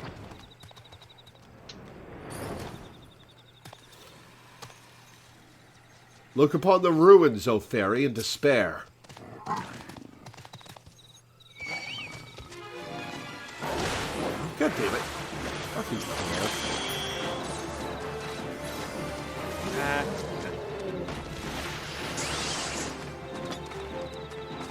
Did that That was lightning part of my sprite Arcanist hunt log, huh? that lightning sprite just wander over, attack somebody, and then leave?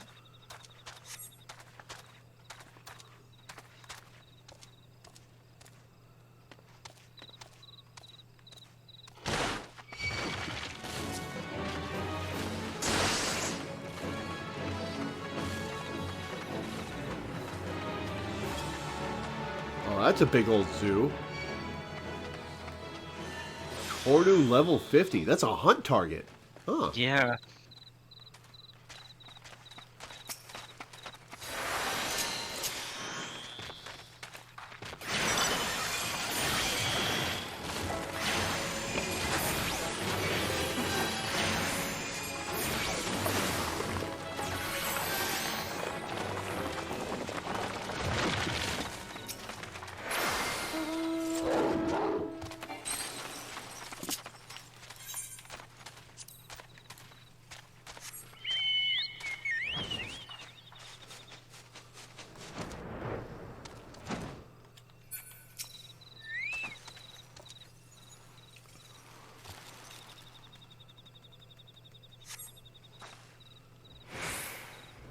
Very strange to remember.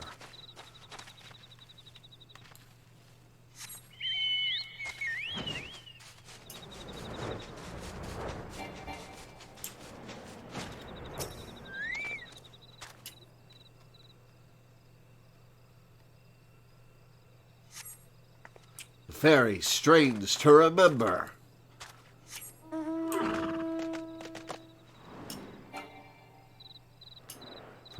For a moment, I was like, when did the reindeer mount get saddlebags? But then I realized it was just my scholar clothes.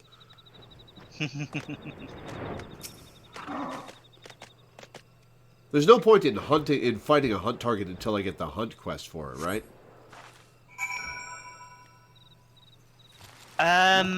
If it's an A rank or an S rank, which that guy was, you would still get the rewards as long as you've unlocked hunts generally. Have I unlocked hunts generally? I think so. It's you have to get a certain rank in your Grand Company. If you've been doing the quests that show up around the Grand Company with it, you should do.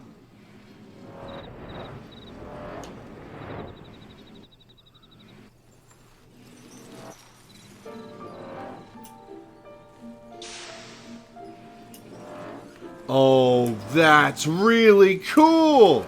Yeah, this is one of the best views in the game. That's really cool!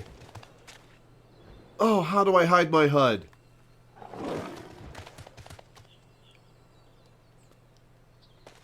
Shit, how do I hide my HUD on controller? Do not know.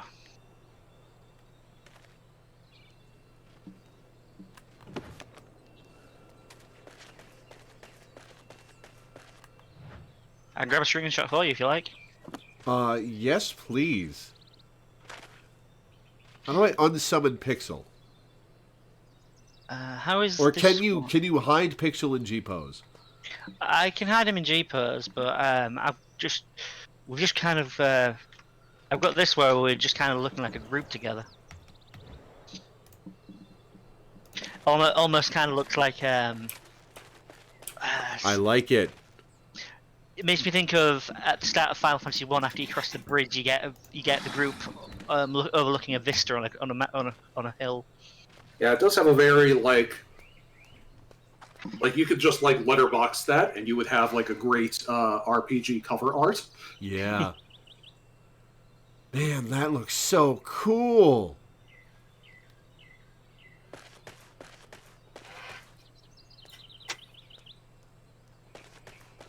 Damn.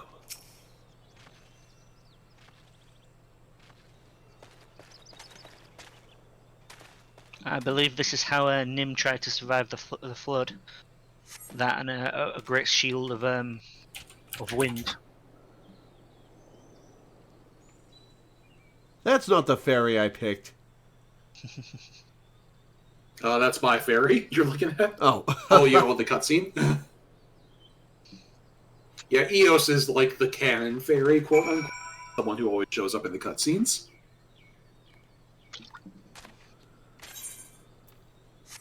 Okay, we'll go back in a sec. I want to appreciate this view for a sec.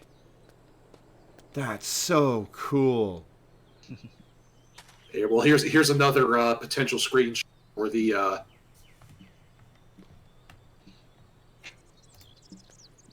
The little view from that cutscene is another great potential thumbnail for this video.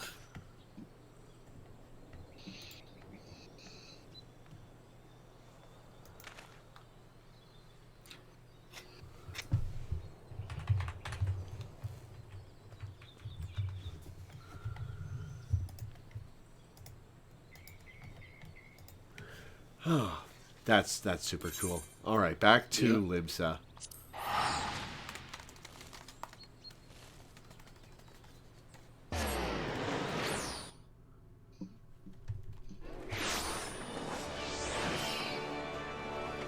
Did we just have a whole party of scholars? Oh, except for Danny. Yeah, I don't have Scholar unlocked on this guy. Oh. You should, for the meme.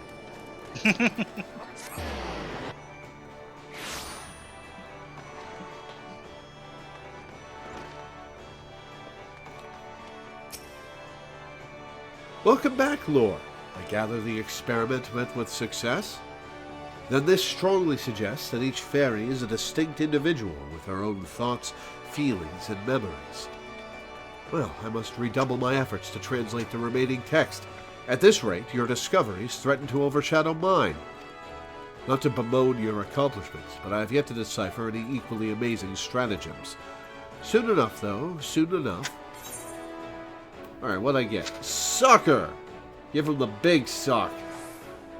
Restores own HP and the HP of all nearby party members. For how much of a radius?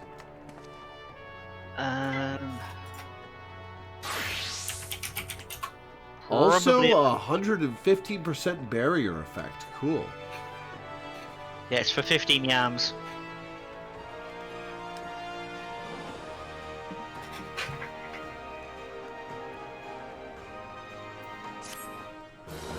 Alright, well, let's put the big sock on my hotbar. So yeah, that's that's your big AoE heal. Yep. And it gives a shield. Yep. If you're standing in the middle of an arena, it'll hit most of it. So inside the boss, got it. Yeah, pretty much, yeah. I absolutely hate the word sucker. It's right up there with the word moist, and this game uses it all the goddamn time, and I hate it.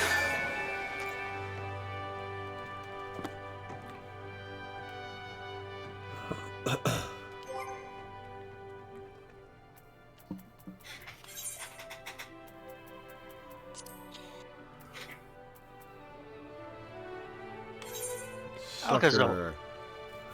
Alcazar, decent guy. We'll put it on L2X.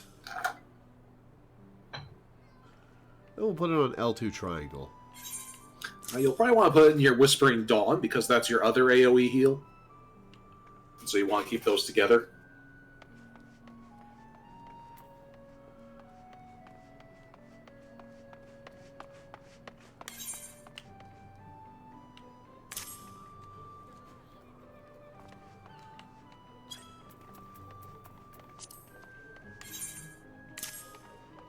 There. Alright, Alka. How curious that you always come at the most opportune time, Lore. 'Tis divine providence, almost. Doubly so, since we have both been blessed with a chance to refine our respective arts. You see, in your absence, I have been studying a section of the Nimian treatise detailing marauder fighting techniques.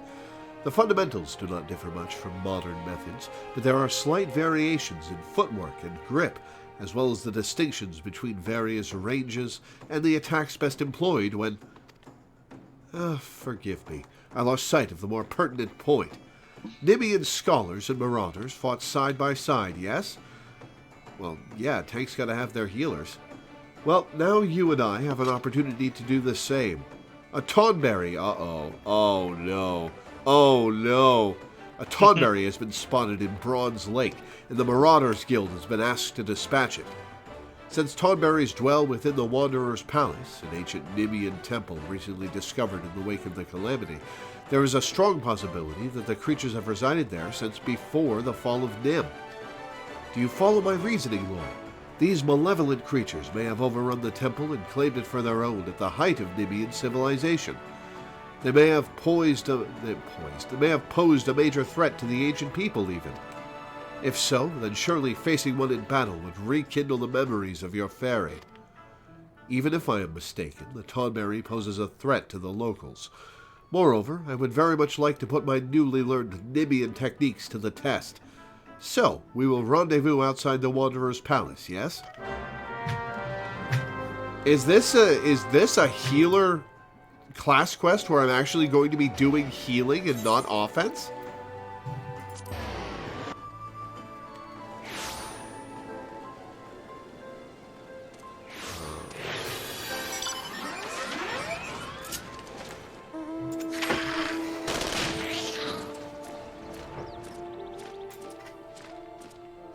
Believe it or not, it does happen from time to time.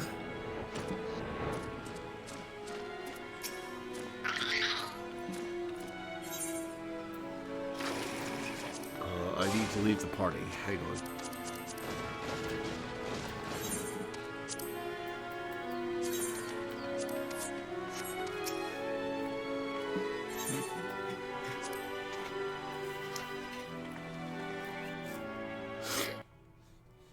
Danny has become party lead for information if we ever end up inviting Lore back to the party. Well met, Lore. I had only just arrived myself. 'Twas in this vicinity that the Tonberry was last sighted. With luck, it will not have gone far.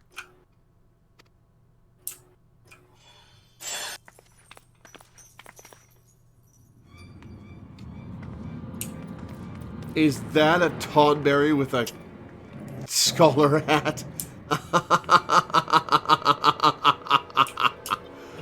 Look, atop the stairs. He's got little glasses! My son, my dear son. At long last, The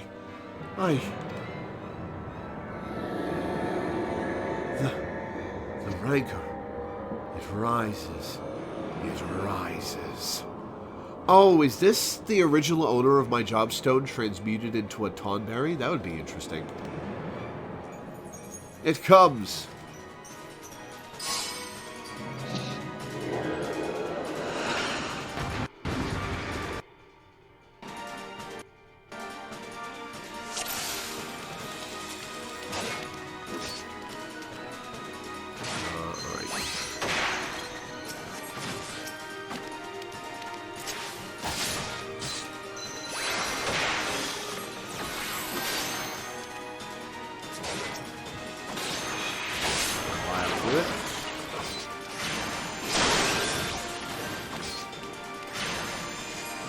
Just remember, if you want to target your allies, you need you've got it set that you need to put your weapon away. And you are, in fact, going to have to do. Do what? You are going to have to do damage and heal at the same time. If you just rely on Alka Zolka to do all the damage, he will die before the Tonberry dies.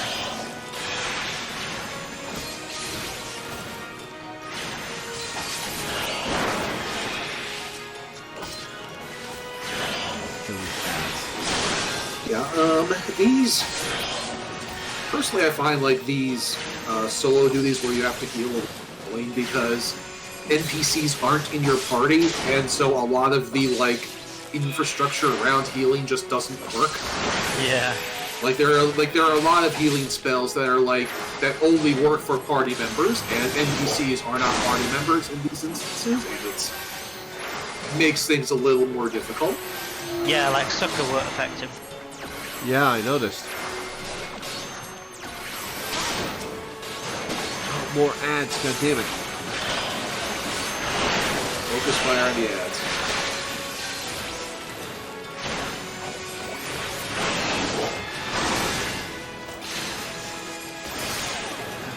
Scholar duties are basically ads and ad loquim. Scholar what? Duties. Oh, duties. I thought you said GTs. I'm not even a fan of Dragon Ball Z, let alone GT.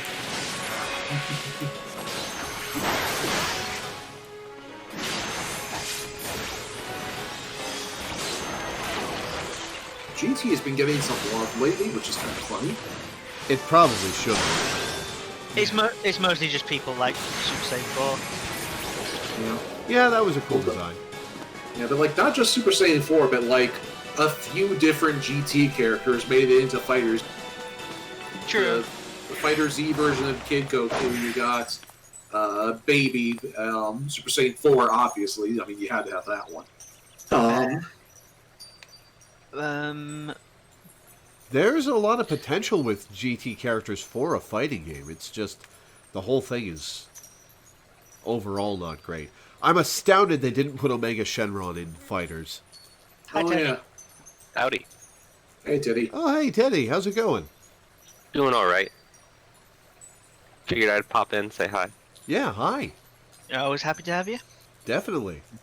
Yeah, What are you doing? Move, damn you. Mike. No, come back. Don't waddle away. Confound it all.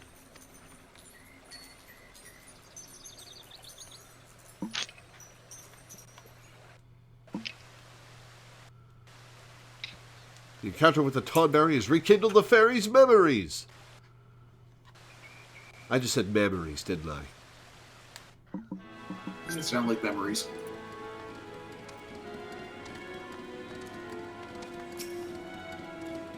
Ugh, what happened, Lore? I thought you could control her. I apologize. I know you have only just begun to work with the fairy. Some disobedience is to be expected. Axemaster Wernzone will be disappointed, but there is naught we can do. The Tonberry is long gone. Let us return to Limsa Lominsa.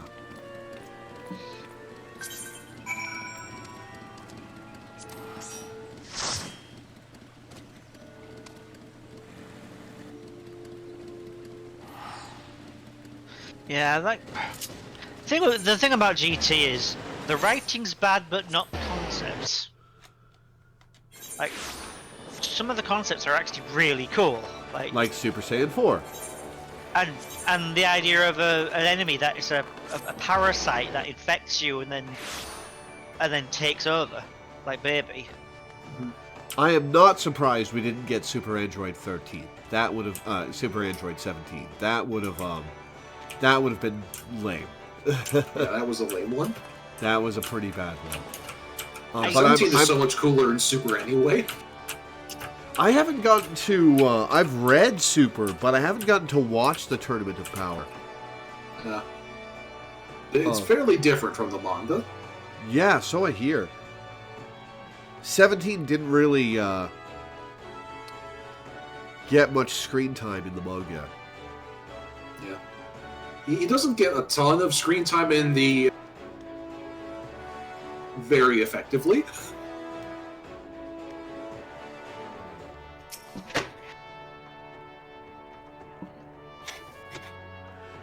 Lore, permit me to apologize a second time. Sorry, there's a player here called Jotaro Cooper.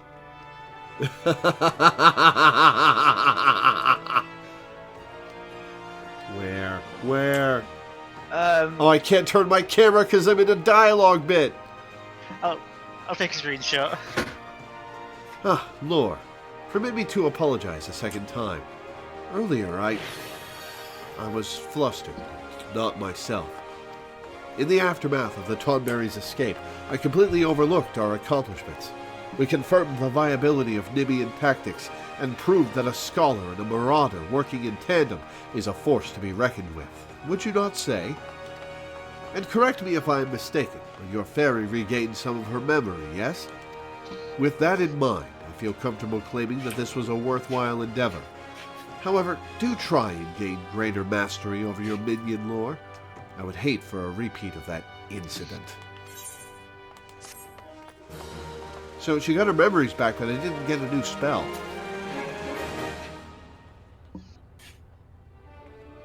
Weird. I think you got, oh, never mind. Well, you got Fey Illumination at level 40, but it clearly just wasn't tied to the quest. Increases healing magic potency of all nearby party members by 10%, while reducing magic damage taken by all nearby party members by 5% for 20 seconds. So yeah, that's one of your oh shit buttons. Where should I put that? Hello, Solitary Dolphin. Hey, how's it going? Oh. Solitary Dolphin sounds like a Rogadine name. It does. Also, Laura, if you go south, Jotaro is still here.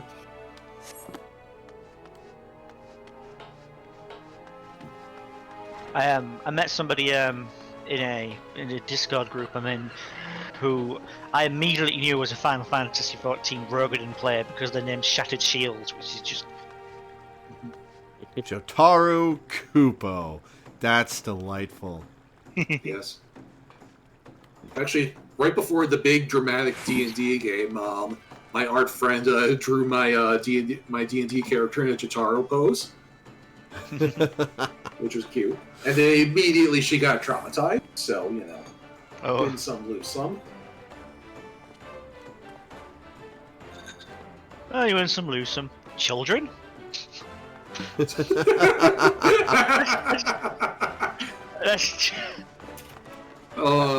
underrated Dragon Ball Z abridged line. Yeah. The DBZA guys have been watching their old stuff and doing like a pseudo creator commentary on it, and it's been very fun to watch. I'm gonna check that out sometime. Yeah. It's Lanny and Kaiser are doing their own watch party of it, and then Takahata's doing it too, right? Yeah, and then Taka realized that this was happening and then did it on his own stream, and so now there are like two separate creator commentaries kind of running in parallel, out there in the internet right now. And they are both excellent. Highly recommend giving those a watch sometime if you are looking for something to watch. If you're a DBZA fan anyway. If you're not a DBZA fan, well, it'll be utterly incomprehensible to you, but if you are a DBZA fan, it's great. Yeah. I love DBZA. Yeah. It's my second favorite piece of Dragon Ball media after Super Broly.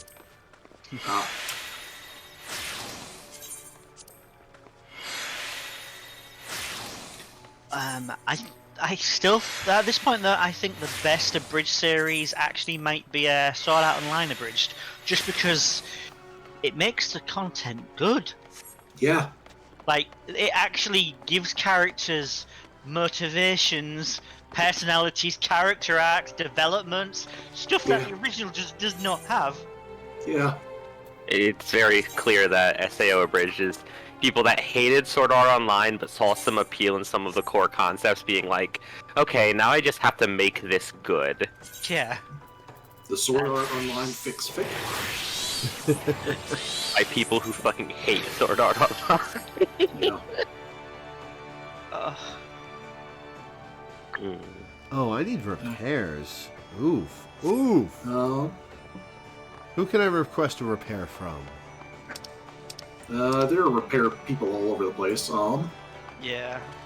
We can just teleport to Hawker's Alley and be someone there. Here, follow me to the nearest... Oh wait, no, this is... Where are we going? Yes, okay, I was right.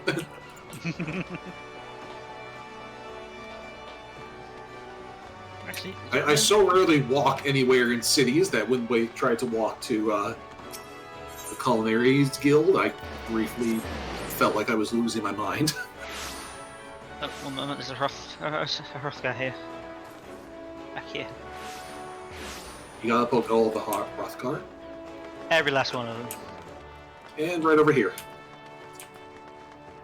I am it's late July is the Fan Fest, and we had better get a look at Hrothgar. Fingers crossed that they'll be just as like broad and thick as the guys. Yeah. Here's hoping. I doubt they will be as thick, So. but if they are like, they just have to be thick. That's all they need to be. They need At to be least buff Lady and thick. Rogadian levels of buff. I mean, we basically already know what they're going to look like, considering we've seen female Ronza. I mean, in 10, yes. I do not know if I would trust them to commit to that, but here's hoping. Yeah, it's.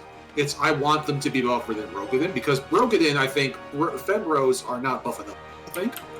I'd like them to be buffer than Femros, but the Femro buffness is kind of my minimum to not be like, come on, you know. Yeah. And so back to Ishgard.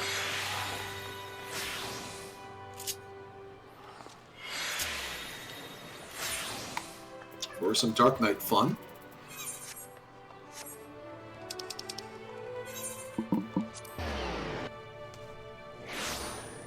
Roth better look like Rekka from Hi-Fi. Yes. Unironically, yes. That's Unironically, yes. Yeah, like that is literally it's too much to hope for, but that is like actually what I'm hoping for.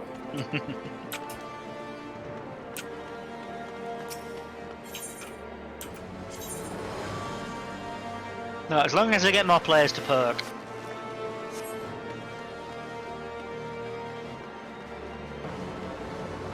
You and your lion poking fixation. Everyone needs a hobby. Frey has been waiting for you for a long time.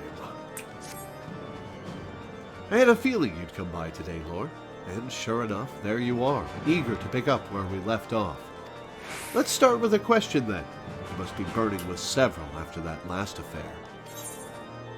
What was that voice I heard? Ah, yes, the voice. The one you heard when you first touched the crystal. An excellent question, but a difficult one to answer. Some say it is a beacon, guiding the Dark Knight to her true calling. Whose is it, you ask? Only you can discover that, for each knight must hearken to a different voice. As you grow more accustomed to drawing upon your dark side, you will come to hear it more clearly. Communion will hasten this process, but we dare not conduct the rites here under the watchful eye of the Holy See. We will make for southern Thanalan, for Little Alamigo.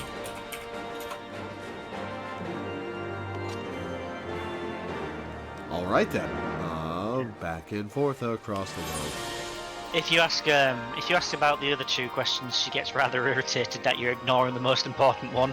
Yeah. And also, as everyone in chat is begging you to remember, read the quest text.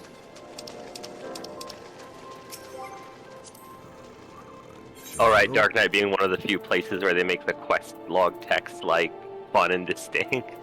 Yeah. A voice in the abyss.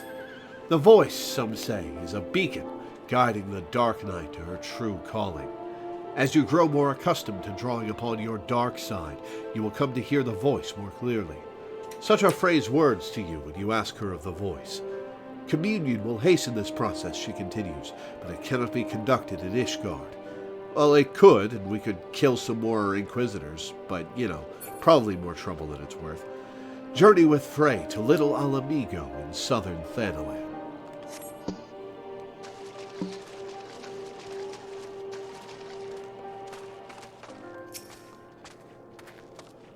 Punctual as ever, I see. I got here 5 seconds ago. Communion, lest you worry, is rather simple. It is a ritual in which one nurtures the darkness within so that she may channel it more effectively in battle. Do not, however, presume the risks to be any less than before. Should you partake of it in excess, you will die. Or worse. So, before we begin, I want you to do me a favor. I want you to kill something for me. Little creepy, but I'm listening. Something feral, something fearsome which will push you to your limits. I want to see you thrive in that moment. That way, I will know you are ready. Ask Gundabald. He should know of a suitable creature. Gundabald. That's Gisilbert.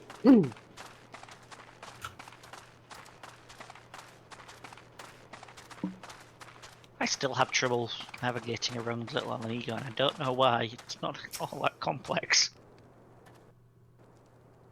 It's because the map, it's multi-layered, and the map shows the surface when there's stuff underneath. A pleasure to see you again, Lore. Do you require assistance?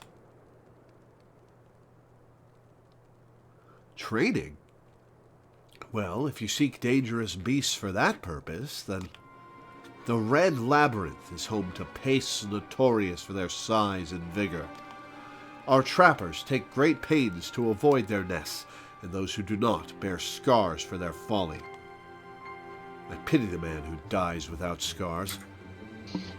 All right, I know what you're into, but these well, that's entirely on brand for you, Frey, actually, so I don't know why I'm surprised. But these pastes sound promising. Tell me more. They've attacked caravans loaded with old goat carcasses before. The smell drives them into a frenzy. This should serve to draw them out of hiding. You're just holding rotting meat in your pocket, huh, Gundabald? Lore, I'll always be grateful for what you did. Those young ones were on the verge of making a terrible mistake, so consumed with anger were they. I hesitated to act, even though I saw it burning within them, as I see it burning within you now.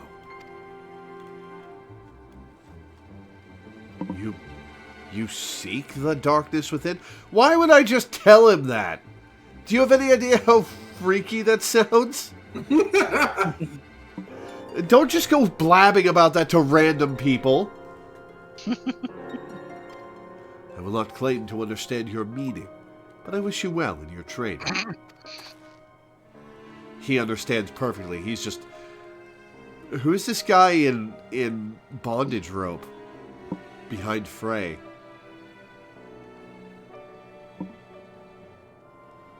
Everyone's into kinky shit today. Let's go. Yeah, Alamegans tend to have a lot of leather, a lot of very tight leather.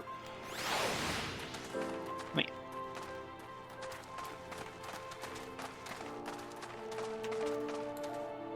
Party full of Dark Knights. Yep.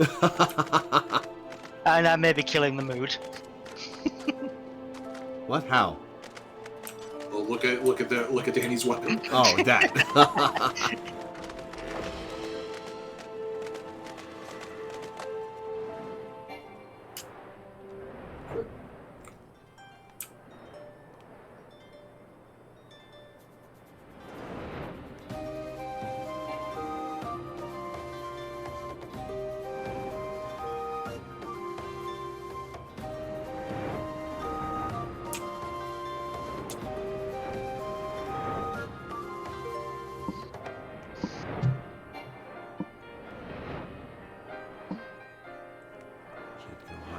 I think Lore took the wrong fork in the road. Yep, I've come up against a barrier.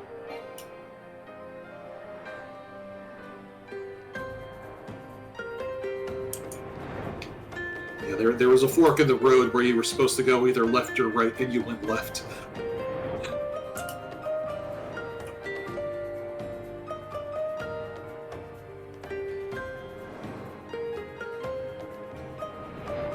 Oh, this isn't traversable. Huh. Where are you going? You told me to go right! Along On the the road! pathway. I'm on the road. Follow the road, the right path on the road. I don't mean just go east forever. In west.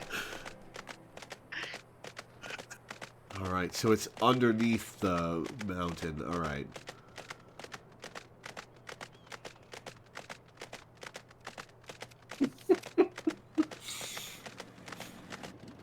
What are you doing up there, Danny? Oh, it's your mount. Why does your mount have a people face? Oh, no, it doesn't. It looks like a people face from this angle. It's Sleipnir, Odin's horse. Not enough legs. Got enough legs. Its walking speed is actually slower than than on foot walking speed. That's actually pretty funny. That's ominous. That's its max speed. This is the walking speed. Like it runs fine, but when it's in walk mode, it is literally the slowest you can travel. That's funny. Ah, they're close. It walks slowly to be more menacing. Yeah. Yeah. Teddy just walking past me on foot much faster. Oh, is Teddy here? Yeah. Oh, yeah, he is. There's a new hairstyle there, at least. Ah, they're close. I can feel their eyes upon us. Well, we're here. Show me who you are, Lore. Show me what you can do. I'm waiting. Frey having no chill is one of my favorite things. Frey is so horny. Frey is so horny.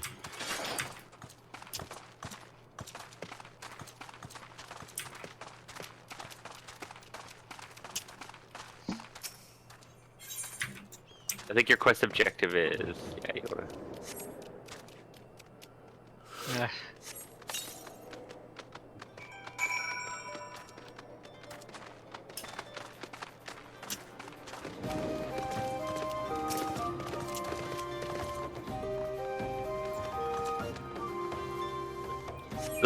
So there are mounts you can get on Mog Station that are faster than normal mounts. But wait, there's mounts you can get on Mog Station that are slower than normal mounts too. Yeah, somebody I knew was decided to walk the longest on foot distance you can go in Final Fantasy XIV. I walked a bit of the leg with them, and we travelled between Horizon and Ildar. I got on Sleipnir and proceeded to take 6 minutes longer than them. Ooh,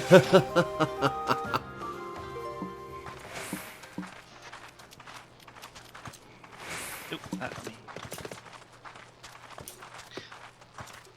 Wait for me! Gotta catch up to Lore.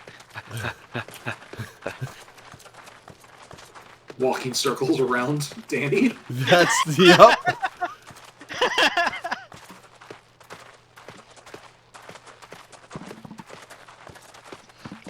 It's not. They're running circles around me. It's they're having a gentle stroll in circles around me.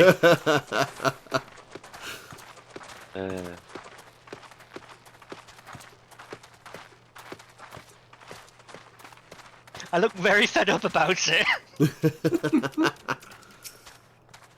Alright, Frey, did I get your rocks off, or... That wasn't so hard now, was it? To mete out justice, to protect the weak from the strong, and so forth. Yeah, so forth. You yourself must be strong. Strength is pain. Strength is suffering.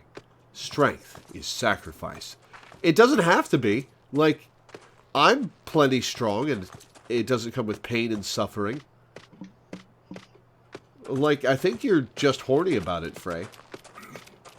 We must prepare for communion, but not here. Come, before more pastes are drawn by the smell.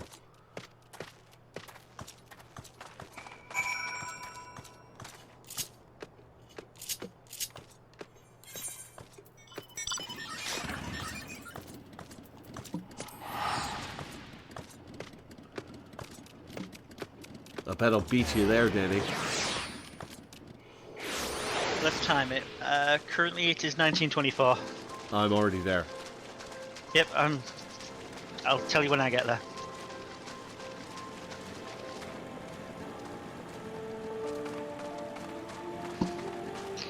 Oh, is she outside? Yeah, she's... Huh. Oh, south of Loreweaver. Hey, Danny. Hello. You keep having to stop in order to stay in place.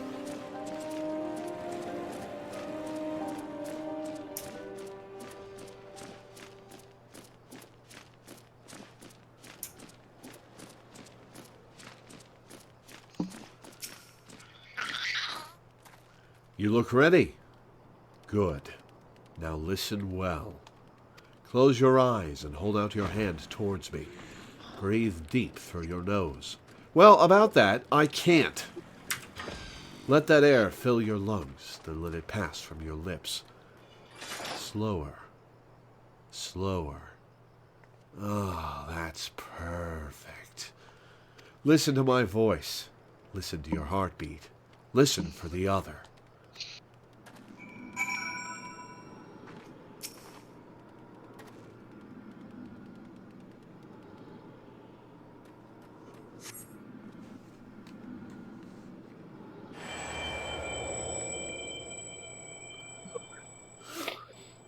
With every breath, you grow lighter and slip further into the abyss. Just fucking passes out. One foot in front of the other. Over and over again. To the ends of the world and back again. And if time has no end, still forward and onward, over and over again.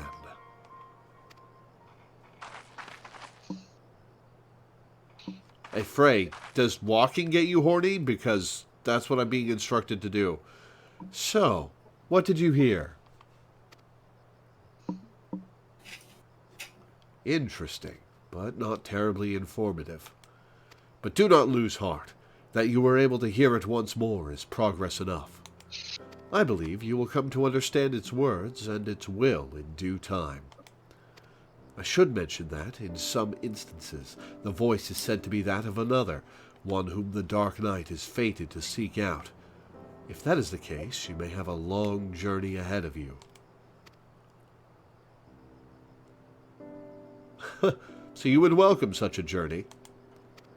I mean, I already walk back and forth across this continent enough. I can certainly handle one more. There is something to be said for it. And for travel, for that matter, to roam free and help those in need. Yet no good deed goes unpunished, does it? I don't know, I've done plenty of good deeds that have gone unpunished. I knew a woman once, wanted to be a hero, do great things. And so she did. Was the woman you? The songs always end there. But life doesn't, does it? There are temptations more deadly than the dark side, Lore. You should have learned this by now, but you haven't. You will. The communion is ended, and with it our time together. But we shall meet again, as we did before. Yeah, I'm just gonna track you down in, like, 2 minutes, my dude. Blood weapon. Grants 5 stacks of blood weapon, each stack restoring MP upon landing weapon skills or spells. Oh, cool. So yeah, that just lets you spam Edge of Darkness and Flood of Darkness a little bit more. I have nearly made it to the bridge. You can see in the background. Oh yeah, we can't see Danny in the background. There he is. Wait until I come into view.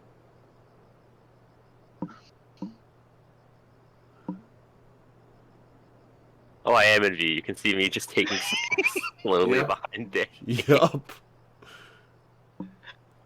I assume I'm in Also- follow mode. Yeah, I'm following you. Yeah. Also, in addition to blood weapon. Oh wait, no, that's a little Billy. Never mind. I forgot that's the next quest. All right. So back to Ishgard. Oh no, I've got to go around to get up there. Yeah. Yeah, you got to go back and forth up the stairs. Lore accurate Final Fantasy XIV travel speeds. Yeah, I mean, yeah, actually, kind of.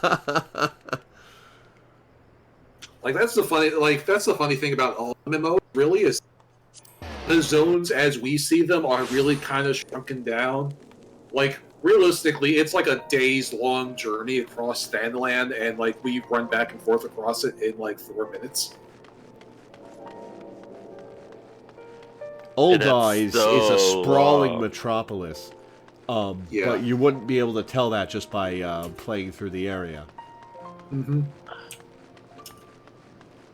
Alright, where the hell is Frey? East of the main Aetheryte.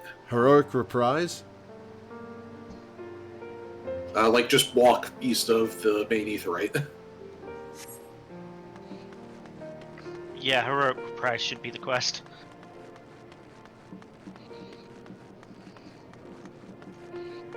Let's check journal for Dark Knight quests. Right.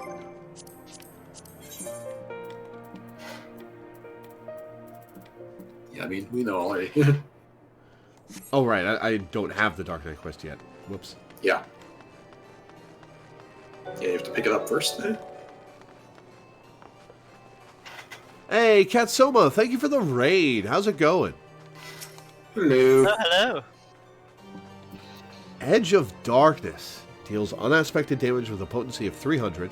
Grants Dark Side, increases damage dealt by 10%. Ooh. So yeah, Edge of Darkness is the single target version of Flood of Darkness. So basically, whenever you're doing trash pulls or you're fighting a big group of people, you'll use Flood of Darkness, and whenever you're fighting a single darkness, you will use Edge of Darkness. Yeah. Fighting a single darkness, huh? Yes. That as well. God damn it. You look well, Lore. More determined than you were 2 minutes ago. You have not heard the voice since last we spoke 2 minutes ago. I know. But worry not. If your affinity with your dark side is as strong as I believe, then communion is all you require. Come with me to the burning wall. You know what you must do.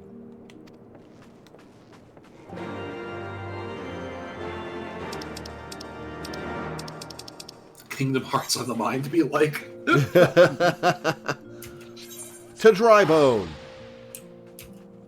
And don't forget to read your quest once we get there.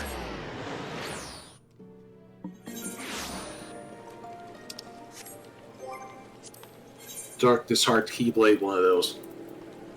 Frey I'm just thinking knows. of that one video where they just replace the word darkness with the word bees. With the word what? It's describe Kingdom Hearts, but replace the word darkness with the word bees. Bees. Kingdom Hearts is bees.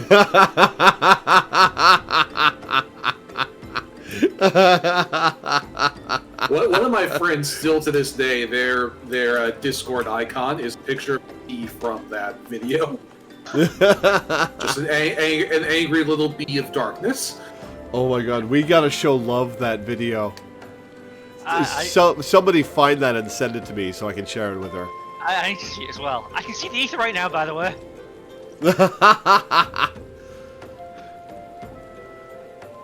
Frey knows you have not heard the voice in some time, so she hopes to help you as she did before. Join her in Eastern Thanaland and prepare for communion.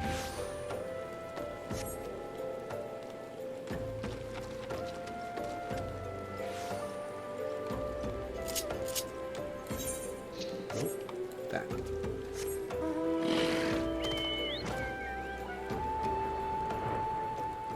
Check the previous quest entries for Dark Knight.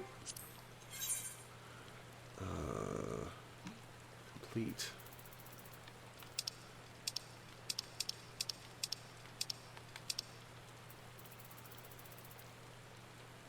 They'll just use just 7 different tabs now, right?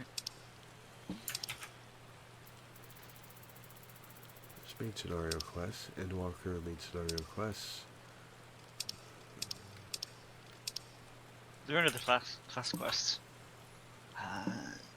Yeah, Disciple of War quests, right? There's job. Oh, Disciple of War job quests. Okay. And I made it. Hooray! It took exactly 10 minutes. It took less time for my DPS queue to pop. And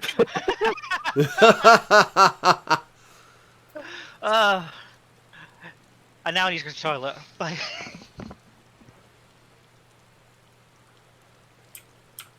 Okay, so that's just what I already saw. I don't know why I was told to take a look at that. Yeah, I don't know why they were telling you about that either. Whatever. Sometimes chat leads you astray. That's fine. We do that as well. Oh, constantly. In the best possible way. Yeah, but there is the. But yeah, did you read the? I was distracted looking for YouTube videos while I was at it. Did you read? Did you read this current quest dialogue though? Yeah, it was like 5 lines long. Okay. I'll take a look at it again. No, it's fine. Join her in Eastern Thandel. Frey knows you have not heard the voice in some time, and so she hopes to help you as she did before. Join her in Eastern Thandaland and prepare for communion. Hey. None of these quest descriptions have been anything special. I don't know why you guys are so hyped about it. Yeah, I don't know either. People get hyped about things, and and sometimes you just culture them.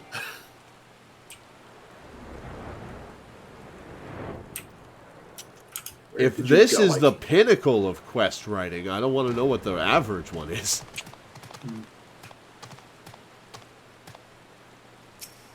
It's the later ones that really matter. Gotcha. It begins, as always, with blood. Oh my god.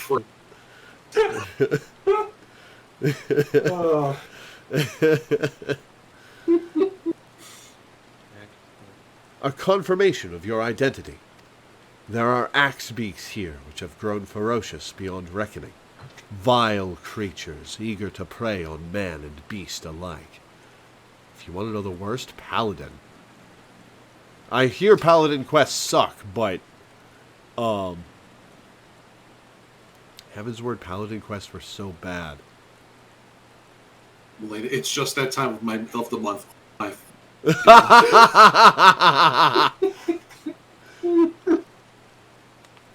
Offer yourself to them. They will come. Then make an offering of them to me.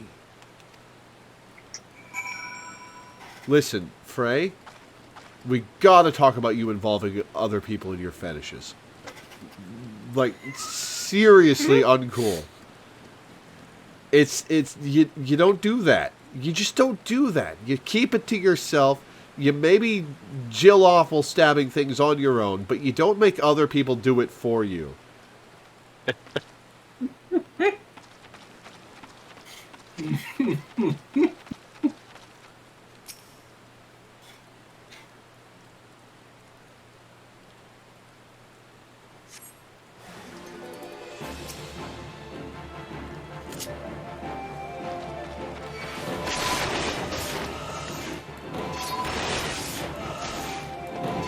Well, I had to resummon Pixel. Do that after this fight.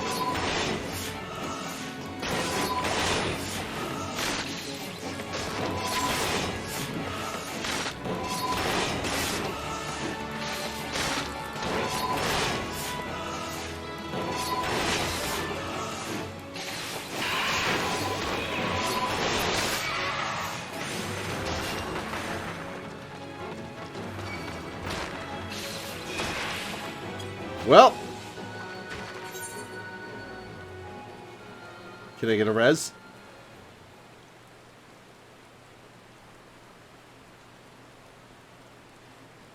Hey, Minda.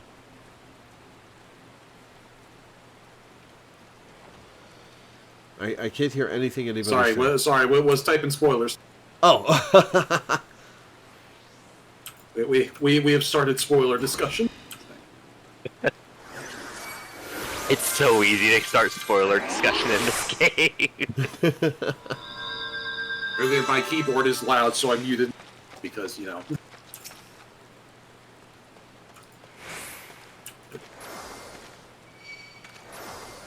What happened to 7 Pixel again?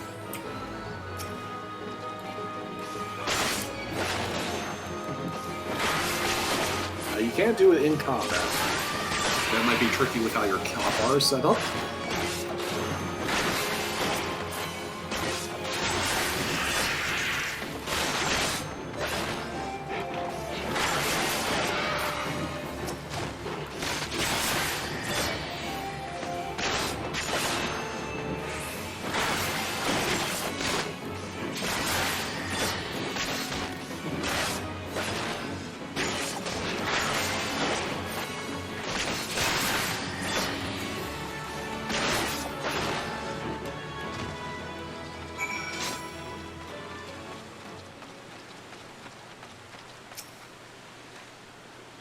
Now that is the lore I've longed to see. You resent this, don't you? This pointless trial. Perhaps you even resent me for subjecting you to it. Remember this feeling. Treasure it. I want it smoldering within you when we commune in Camp Dryblood. Was this literally busy work to piss me off? What the fuck, Frey? God damn it! Yes! I can feel your anger. Use it. One woman's journey to learn. Strike me down with all of your hatred. Oxide will be complete. Yeah, one woman's journey to learn consent.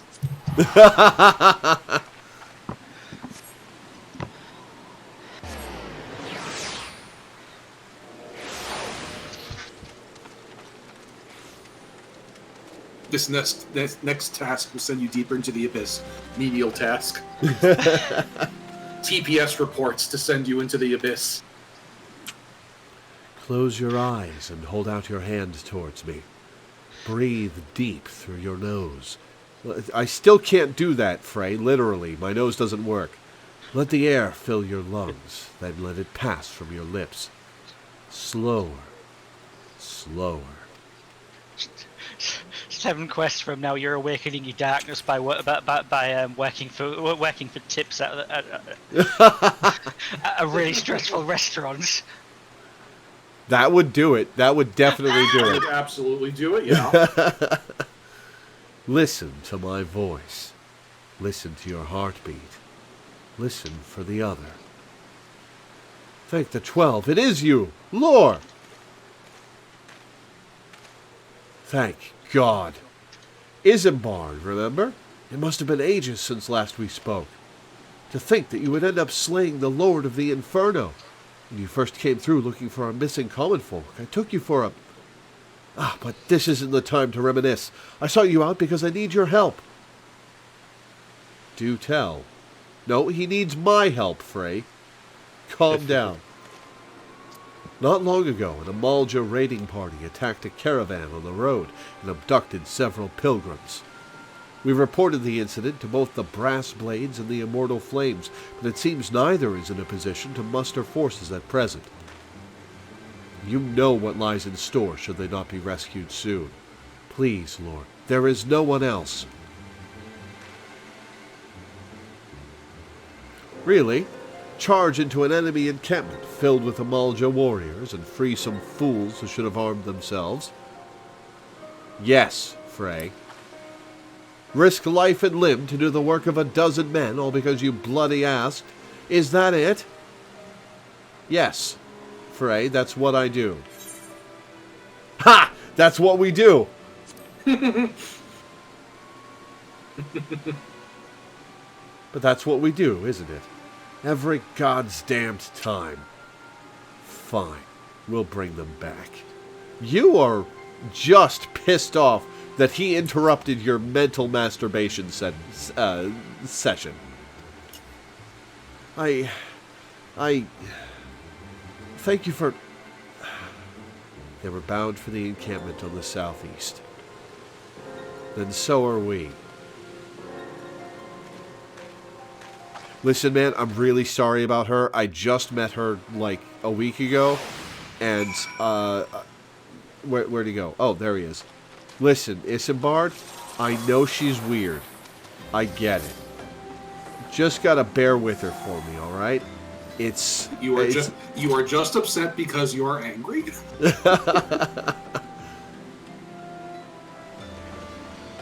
But yeah, this guy was the one, like, taking point on the investigation for, Ifrits, like, way back. Yeah, like 8 months of real time ago. Yeah. We were, like, level 15 then. No. God, we're coming up on a year since I started this playthrough, aren't we? Yep. Yeah, it was, like, June, right, when we started? May. No, May, wow. So yeah, like 10 months.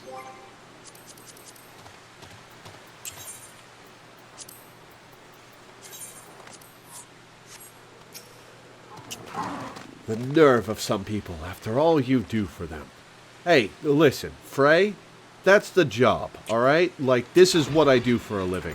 I'm good at it, I like it, it's fulfilling. If you're not on board with that, then let me do it. They're inside, just as Isambard said. Mere moments away from being tempered, I'm sure. Well, what are you waiting for? It's time to play the hero. Proceed. Are we gonna fight fucking Ifrit?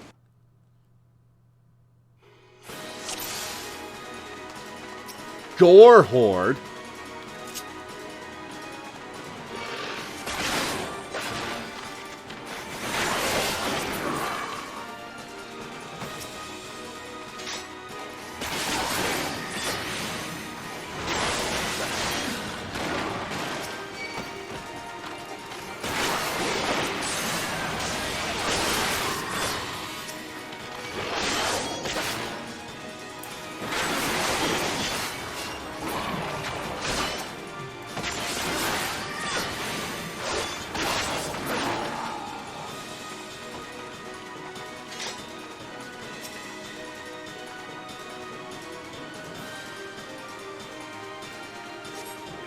Ha! There's a fate involving the Gore Horde in South Finland called An Inconvenient Truth.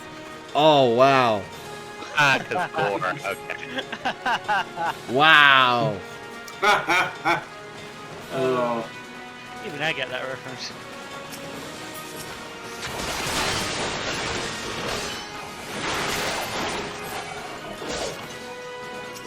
Admittedly, most of the stuff I know about him comes from The Simpsons. It's a good enough source. Also, the Futurama with him and Gary Gygax. That's a hell of a pairing. Informed about America only by The Simpsons. So every town is named Springfield, comma. Yeah, the localization team really does love their references. For a moment, I thought you were still talking about Simpsons. The Simpsons Yeah. localization team.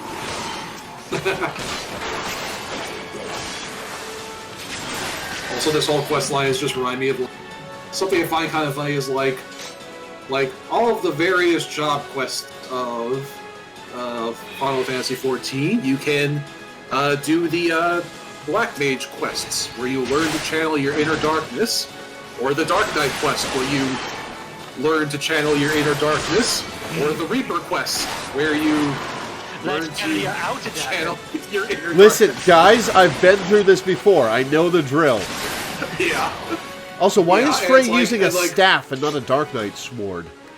Yeah, I distinctly remember having that feeling when you get to Reaper, because of course, the Reaper questline is also edgy as fuck, and so your Reaper mentor is like, do you have the fortitude to do the things that, that like make people squirm with moral blah blah blah blah? I'm like, I'm already Yes. a Dark Knight and a Black Mage, my lady. As a matter of fact, I do. Yes.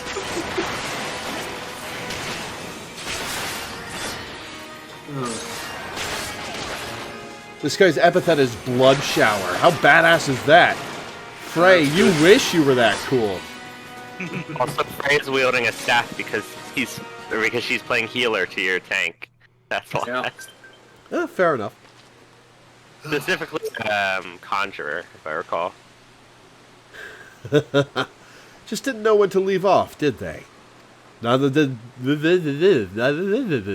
Sorry, I get tongue-tied when I haven't jilled off in too long. Neither did you, though, eh? I mean, look at yourself. Most of that's not even your blood. Just inspecting myself. Leave it. You've nothing to be ashamed of. Let's go and give Isambard the good news.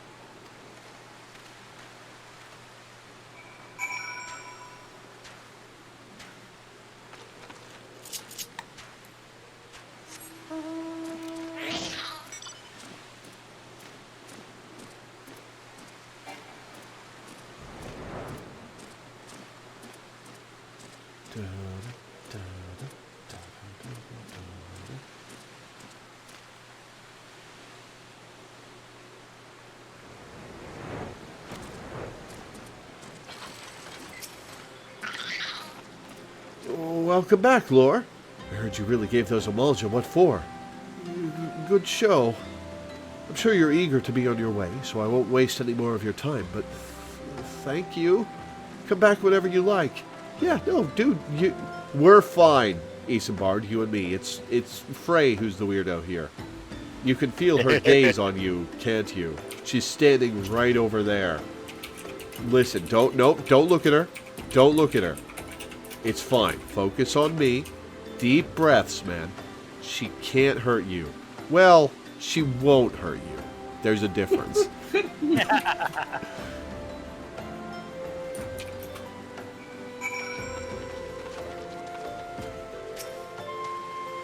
Those who have never faced death do not scruple to condemn others to it. They know nothing of true sacrifice and are weak for their ignorance. In sacrifice there is strength. In sacrifice there is liberation. Close your eyes and hold out your hand towards me. Breathe deep through your nose. Let the air fill your lungs. Then let it pass from your lips. What? There. I've tried. Slower. Slower.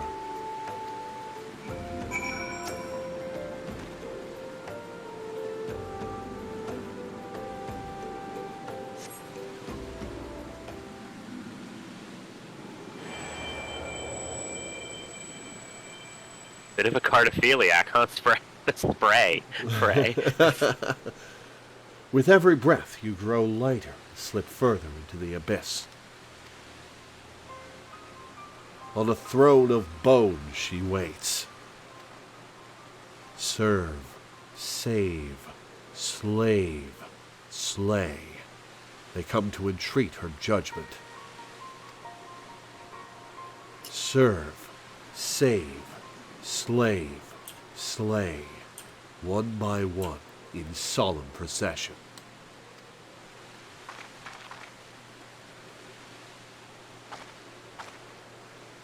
So, what did you hear this time?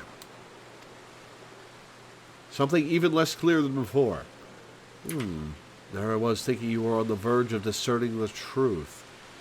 Your affinity with your dark side grows stronger by the day, and yet there is a hesitation.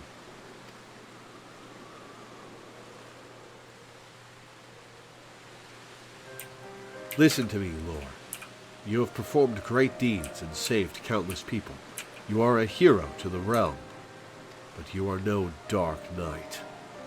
A dark knight accepts that she cannot save everyone, that sometimes she is fortunate just to save herself. Skill issue. Sacrifice, lore, is to renounce that which binds you, to recognize that which matters, and forsake all that does not.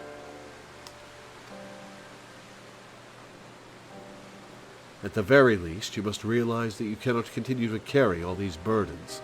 Hey, speak for yourself, man. I'm fine. Unless you wish to die a slave. Aren't you the one who opened our relationship with let's go save people? Like, why are you changing your tune now? Is it jealousy?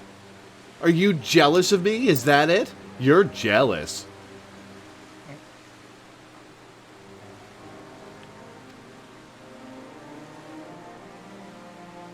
I'm fine. Just a little tired. That J.O. sesh was pretty intense. The communion is ended, and with it our time together. We shall meet again, as we did before.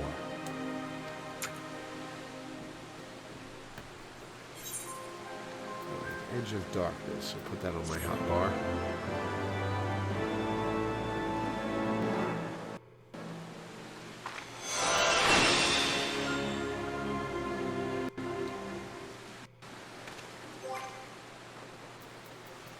Actions and traits. Actions. I do like that the Dark Knight quests are basically a funny little, hey, key points of a Realm Reborn story tour. I think it's neat.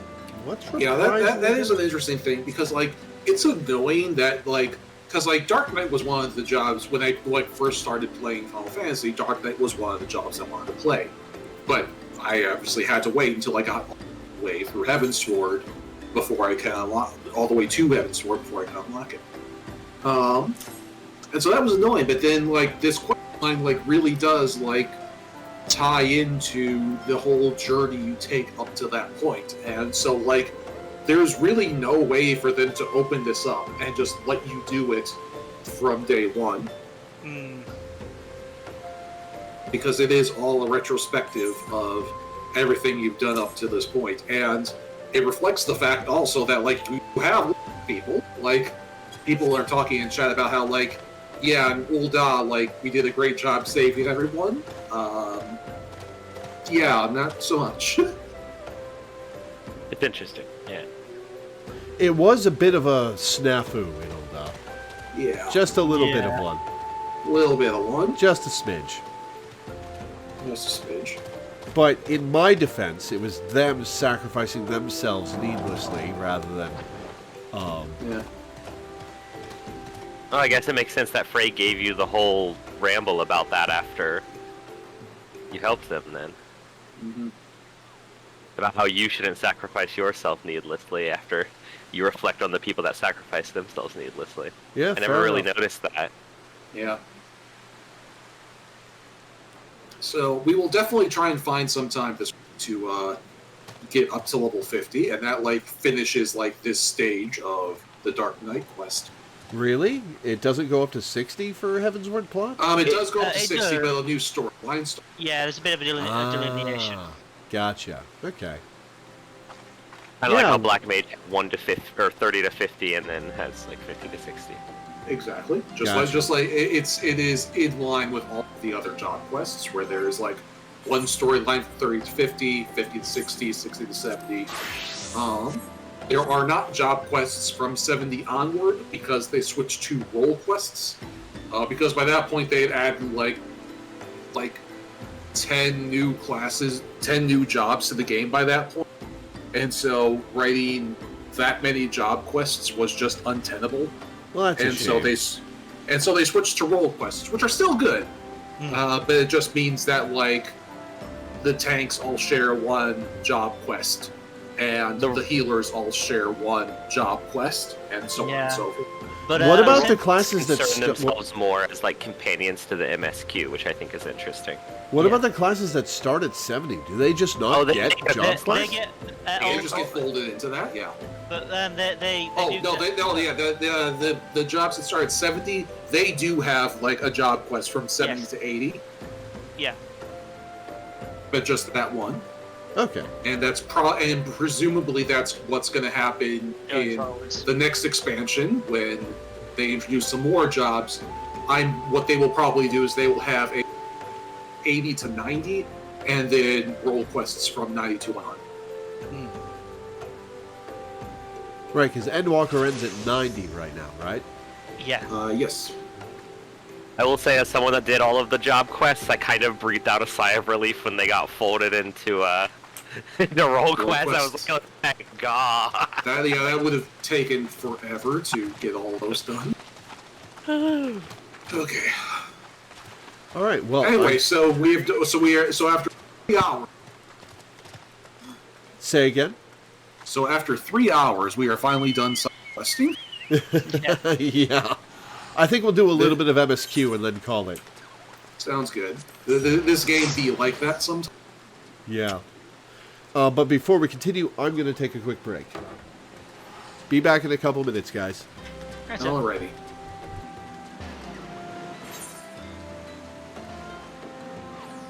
I did my daily leveling roulette and I actually got an on-level dungeon, so I immediately popped my squadron battle manual and my food, and I was like, okay, I'm ready. Amazing. Yeah, Teddy, you missed me talking about how I have started crafting for the first time ever in this game. Mm-hmm. You love it? I do love it. For a lot of reasons. One, it's finally nice to finally be able to fucking decent stuff. Right. Like there's a function that has been missing a year and a half of my life that I would have liked to have.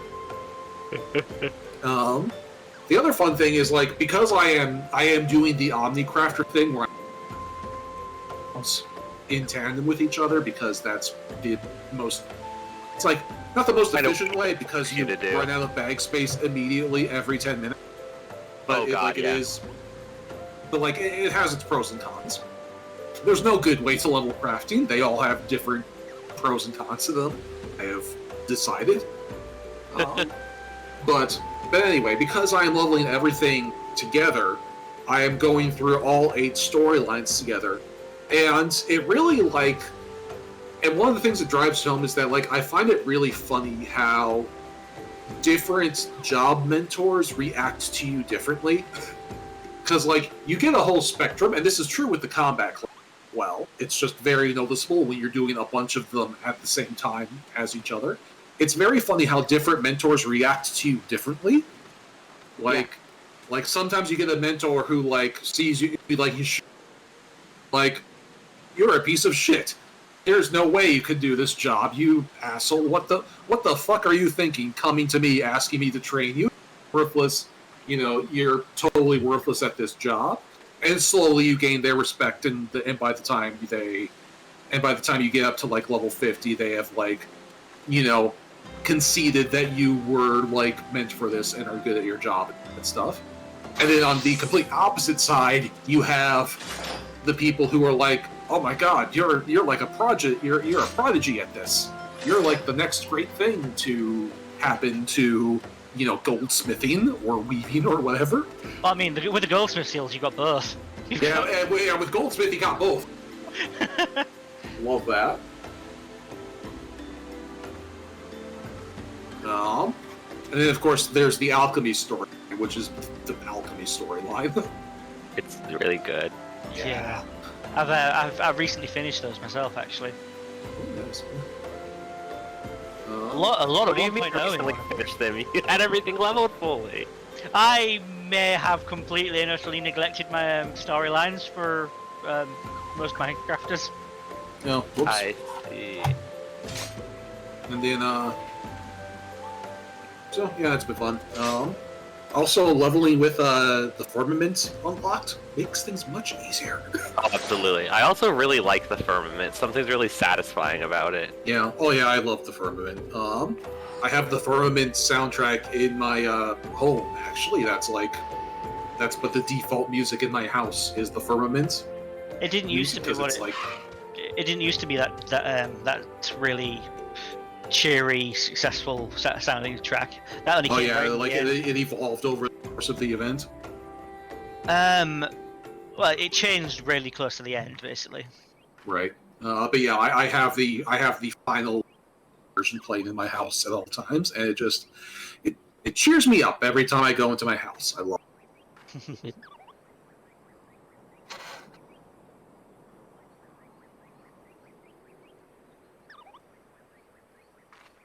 Yeah, the firmament's great. I don't know if the firmament is necessarily the fastest way to level up all of your crafting and gathering professions, but it is probably the most. Yeah, it's the most engaging, and like it all feeds into each other, right? You like spend 3 hours gathering stuff in the diadem, and then you use the shit you gathered to craft, and then you're picking up seals, which you can use to buy like rare paints that you can put on the market board guild. So you're making money while you're crafting, and it's all just it's a very efficient. Crafting is such a good way to make money. If you make like gear for various like midpoints of leveling, like the level 75 and 77 gear, for example, you can make some pretty good money on the market board if you kind of spread wide. Yeah, I'm hoping, and I don't know how realistic this is, but I'm hoping that I can like max out all of my crafters in time for 6.4, so I can jump on that gold rush. I hope so. Yeah, the I don't want to have to new crafting gear. My crafters. Yeah. Yeah, I don't know if it's doable, but like it's something to work towards in this game. Yeah, I've never done. It's a nice thing to fill your time. Oh, definitely. Although, like Resident Evil 4 will interrupt that. I've come to realize that part of being an adult is trying desperately to find nice things to fill your time. It really is. Because otherwise you have free time, but all you're kind of doing is like mindlessly scrolling through a deluge of information, 3/4 of which is specifically tailored to piss you off. Yeah, treading water. Just stuck, or either that or you're stuck in your own mind, and that's never a good place to be for long. That's why it helps to either have video game objectives or like personal objectives, because otherwise you're just like, ugh. I've been playing Area of Sorrow. It's been fun. Which has, I assume, been the exact opposite of an aria of sorrow. I did have a moment of despair when I discovered that the shop allows you to sell things you're equipped with, and I accidentally sold my equipped gear and had to reload my previous save. Whoops. Whoops. But yeah, it strikes me sometimes how lucky I am to have the career I do, where I don't have, well, there's still some tedium to what I do. Like, you've still gotta, it's still work, right? Like, it's still a job, but I get to be creative and experience media for a living. And that, it does wonders for one's mental health. Doesn't stop the anxiety that I deal with because of medical issues, but it's very fulfilling. And I'm not trying to gloat that I have this career, which I just realized it may be coming across as, but I don't want to do anything else with my life besides entertain people. Glad that you find fulfillment in it. It's very fulfilling. I pondered the question of what it would take to get me to stop creating content, and it would literally take like $10 million. If somebody handed me $10 million with the rider, you have to stop making content for people to enjoy, I'd still have to think about it. For $10 million, you will stop. What's that from? Is that from? Because like that was like a for somebody. It was from a very political posting person on Tumblr, very right-leaning, who was very intentionally trying to agitate people all the time, but nobody really took her seriously because it was in the age of Tumblr where they had moved past from being like, oh my god, and pearl clutching, to just being like, wow, you're really trying to agitate people on the funny shit posting website. So after just pretty much being relentlessly mocked instead of actually being an agitator, she like made a whole Patreon that was like, pay me money to not post to Tumblr, and everyone laughed at her for it. Alright. To Tailfeather. To Tailfeather. Yep, you should have a teleport invite. Way ahead of you. Or rather, no. Whoever gave me the teleport invite, I'm not ahead of them. But I was ahead of you telling me to do it. I was the one that gave you the invite. Well, thank you. I guess you were ahead of me then. Mwahaha!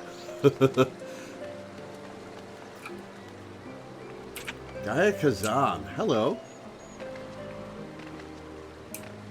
I love how in multiplayer games, especially MMOs, jumping in place has become the equivalent of waving hello to somebody.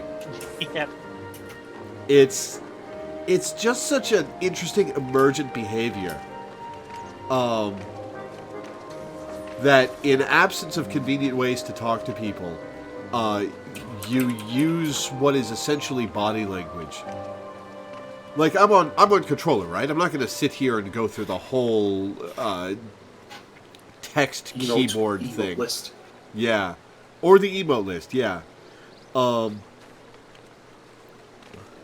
Instead, I'm just going to go, hey, hello, person. I'm acknowledging you. You should see some of the insane body language that, like, role players use. RP walking and, like, leaping, like, jumping in surprise and stuff. Writing out super complex custom emotes that use the movements of other emotes. Huh. It's wild.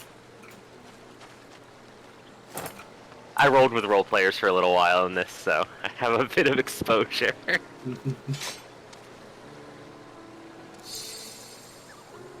Okay, where the hell am I going? There's a person this way.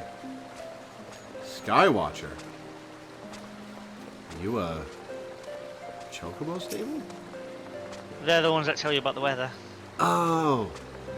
A wise woman once said that she who does not pay heed to the skies will most surely get wet. Sound advice, if you ask me. Would you like to hear what the skies tell us this fine day? No. I would not. There are websites you can go on that more easily.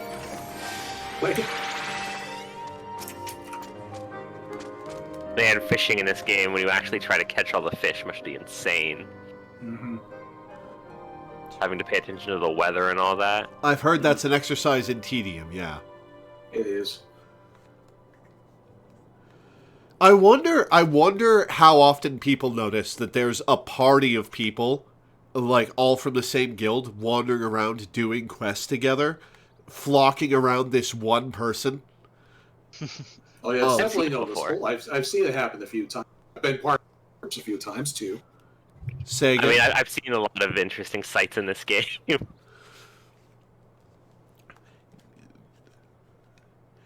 I wonder how often people notice that it's a streamer, versus who think like it's just a bunch of people guiding a newbie through the game, which is what's happening. But Yeah. I think it really It's like- depends when, on the size of the when it's a big streamer, it's very obvious. There Yeah. are like some huge crowds. Yeah. but alas, I am a small. Yeah. I cannot deny it any longer. I am small. I think there's some comfort to be found in having a smaller audience. Yeah. Yeah, I tend to prefer Much easier to moderate for one thing. Yeah. and easier to get involved. There's a sweet spot well above where I am, but below people like Ray Narvaez Jr. or whoever, where you get that right mix of community interaction and large audience that gets you attention. Yeah. Yeah. And income. But sweet spot is like 60 to 100 people per stream. Yeah, I'd say that's a pretty good spot. I Well- imagine that as you get further in Final Fantasy XIV, you might draw more people with like where you are in the story. To be honest, Especially when we get to Shadowbringers. yeah, Shadowbringers will probably be a bump. Mm-hmm. Well, when I get there, I'll start advertising that that's where I am in my stream title. Oh, Yeah. yeah, definitely. Well, tan my hide and call me Leatherface. We have visitors. All right, maybe I should just walk away from this guy. Oh, right, Alphino exists. Oh, Wait, right, wait, we're with Iceheart. Meanwhile, back at the plot. Oh, and if it ain't the lovely Esail, it's been too long, girl. That it has, Marsh Chum. That it has. My companions and I are on a pilgrimage to Som Ai. Might we stay Stidian just lurking in the background. That's a somehow. some owl?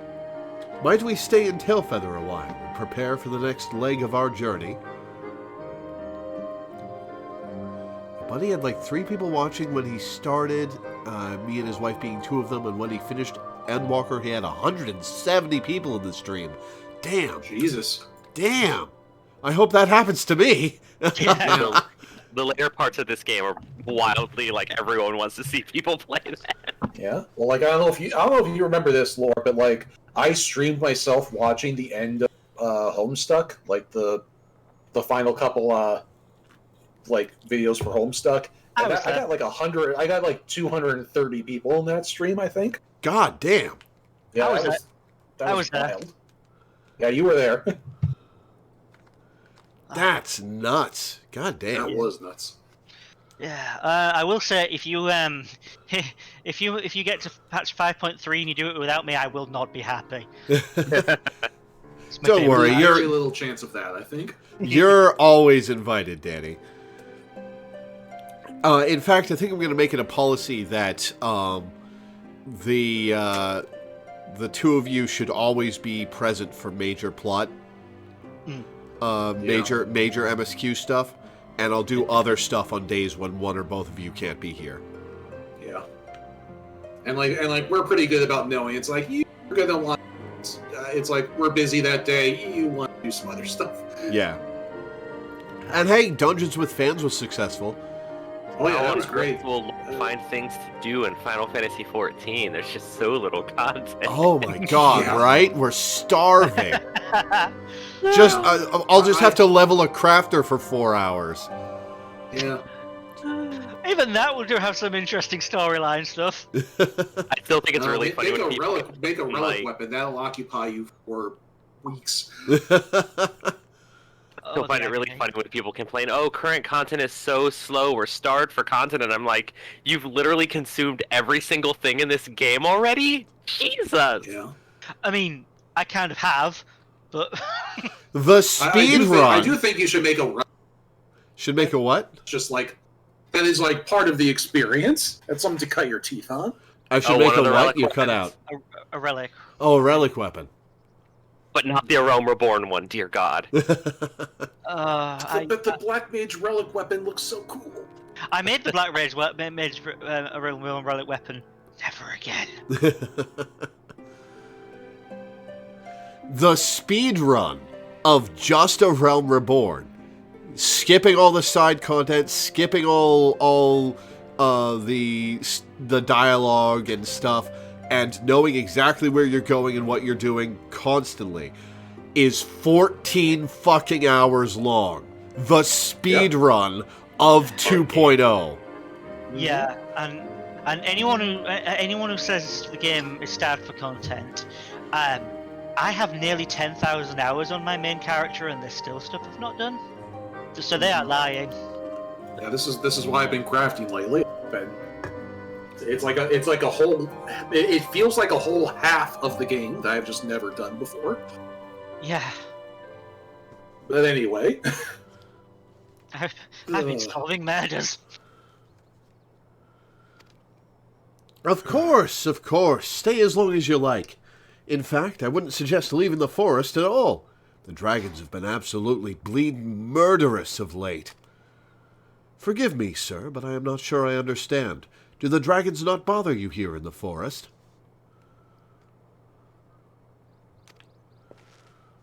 Bother us? Did Isael not explain things to you, boy? You've seen them towering Calum trees all about, haven't you? If you were flying above the canopy, you'd barely be able to see the ground.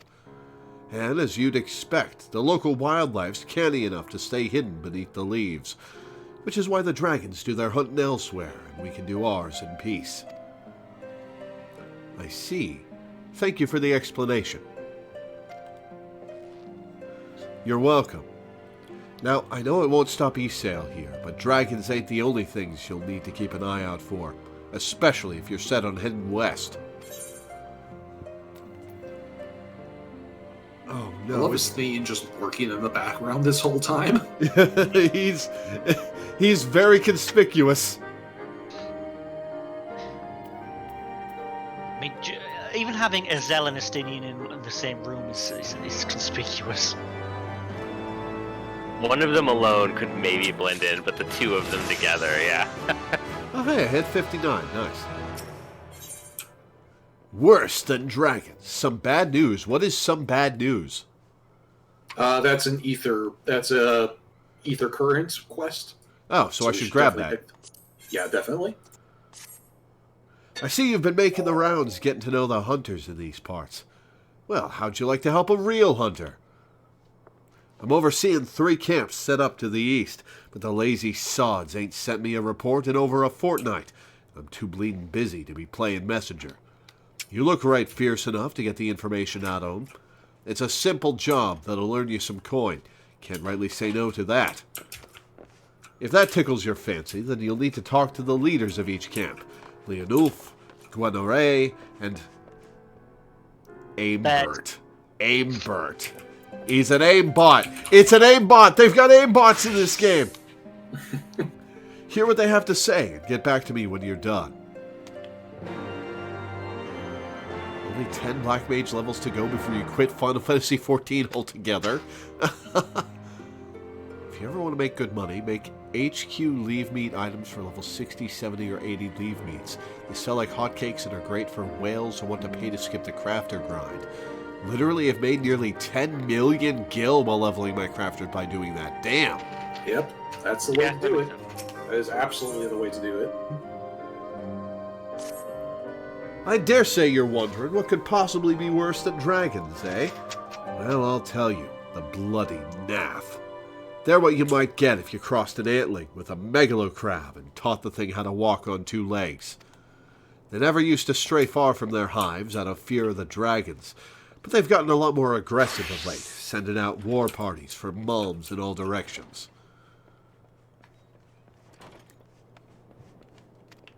They've even taken to harassing the Dravanians in their own lairs, if you can believe it. And when they venture into the forest, which is more and more, by the way, they certainly ain't afraid to come after my lot. I can only imagine how much worse it'd be closer to the Nath's home territory. Is this a beast tribe or a species of monster? It is in fact a beast tribe. Interesting. Which you will be introducing yourself to as a side quest later. I have read widely of the world and its wonders, yet after taking but a few steps into the unknown, I am reminded how much I have still to discover.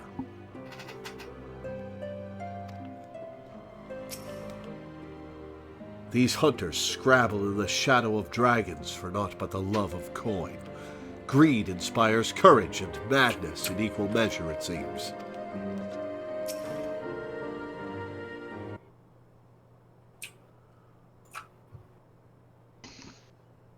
'Twould seem that much has changed in Dravania. The Nath were not wont to cause such strife when I lived here. You lived here? In Dravania? Aye, 'twas in the time following the calamity.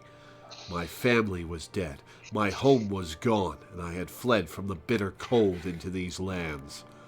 I knew not the paths of the forest then, and wandered out from under the protection of its boughs. That was when I chanced upon Hresvelger. He had descended from his mountain lair to hunt for food. My exhausted mind could not contend with the sight of the majestic worm, nor the vision of the past his presence visited upon me. Thankfully, Marchand found my unconscious form at the edge of the trees and nursed me back to health, and in Tailfeather I remained for some time. Hence your familiarity with the locals. But I interrupted you. You were saying these Nath were once a peaceful people. Peaceful would not be the most fitting description. They are a fiercely territorial tribe, and any who intrude upon their domain are attacked without hesitation or quarter. Outside the borders of their homeland, however, they were rarely hostile. Indeed, we were even able to trade with them on occasion. They have changed, then. What of it? We have not the time to creep through the underbrush on some roundabout route. I say we make straight for Somme Al and crush any unruly insect we meet underfoot. A more direct path, then. Very well. Let us first follow the trail west out of the forest and make for the statue of the Stained One. From there, we should have a fair view of the road that leads to Somme Al. Shall we?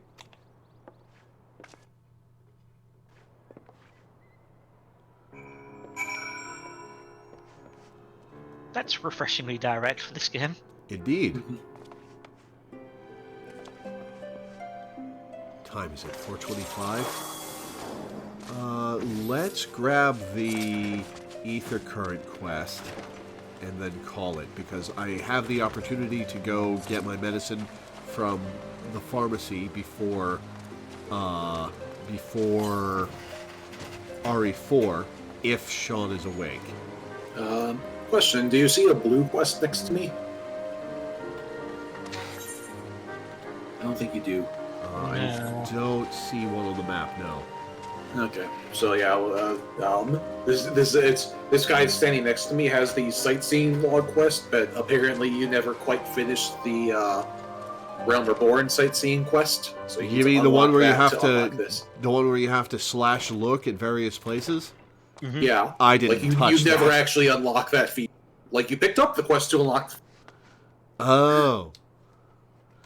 Oh, so I don't It's have a- to have completed the ARR ones. I just have to have the ability. Gotcha. Yeah, you just have to have the ability. Yes, which you don't. On my main, I've done all of them except the ARR ones because they have weather and time requirements, which make them ridiculous. And also they have no visual indicator. Whereas the Heavensward onwards, there is specifically a glowing orb to show a vista. Gotcha. Yeah, like with a Realm Reborn, you are there's like probably more than one that's dedicated to just helping people find all of the Realm Reborn sightseeing locations, because they have no visual indicator and they're all based on like time sensitive things, so they're all only available at like 10-minute intervals every several hours, if that. Ooh. If the weather's correct. Yeah, if the weather and time is correct, the weather and the time have to line up. So, like, sometimes a location will unlock every couple of hours, and sometimes it'll unlock after days. It is insanity. Yikes. Fucking Meanwhile, yikes. from Heavensward onward, the locations are just there, and they also have, like, a visual indicator that you can see. So you can, like, look off in the distance and say, oh, there's a sightseeing location over there. I should go over there and check it out. Yeah. Which you literally cannot do in a Realm Board. You have to know exactly where the place is in advance. Yeah. Also, in a Realm Reborn, you have to be facing specific directions as well. Yeah, it's maddening. But anyway, so you have to finish that, and you'll have time to do either of those things right now. So let's just do the Etherite quest and get you your meds before Resident Evil. So first, we are heading southeast. Oh, some bad news is the quest. Okay. Yeah. Follow me. Oh, right. I can't fly here yet. That's Nope. that's what we're doing.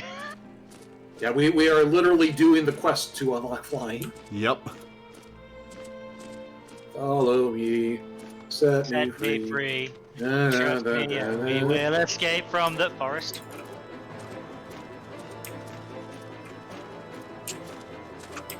This Chocobo really wants you. Yeah.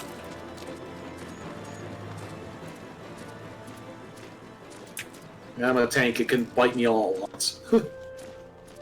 Meanwhile, I had to flee from the flea. Aye, things are going well enough. Been running into a bit of trouble with those giant bugs in these woods, though. I have 9,000 health compared to your 6,000 health, and I am 6 levels lower than you. Oh, tank versus caster. Yep.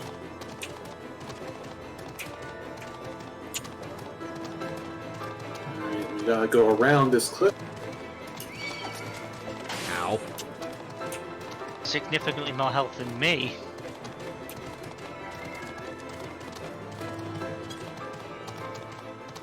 Must be a weapon. Weapons, noted bastions of HP. Your weapons give you the most amount of stats, followed by your chest pieces, and then legs.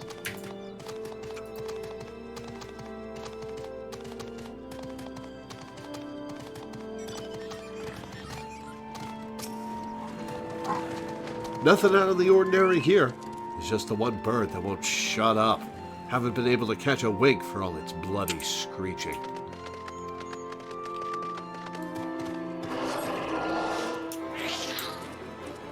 Where did Minda go? Ah, I see you. Zooming off in the distance. Yeah, northwest. Yeah. Oh yeah, apparently going forward they're planning to use more inspirations from Final Fantasy II, 9, 7 Remake and 11. 7 remake stuff, huh? Yeah, apparently. Interesting. So that's probably something to look forward to in the 7.0 stuff. Ignore this big purple circle, that's the... That's MSQ? Yeah.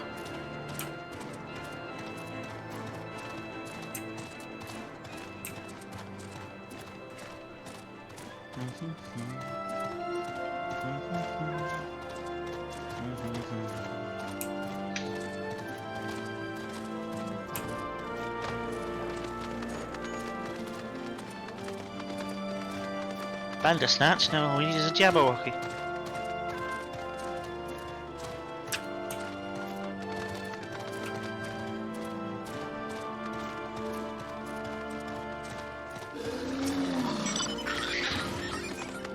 Had ourselves a bit of an incident the other day. Some fiend came stomping out of the tree line and gobbled up one of our fresh-caught birds.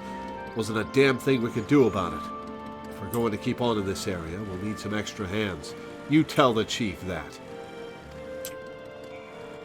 Back to Marsham. And head back, turn it in, and we are back to the village.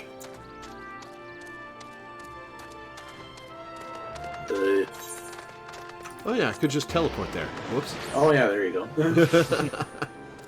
Back to the Resident Evil village, that is. We were very close to finding that. Remember from last stream. Or at least you would be close to finding Ashley in the old game. How much extra stuff they might have added to the new version. I just beat Del Lago. Oh yeah, you just beat the lake monster. So I passed out and I'm about to wake up at night and meet my first Plagas head. Yeah. And Yeah, we'll have to get the keys and stuff in the area upcoming before we can.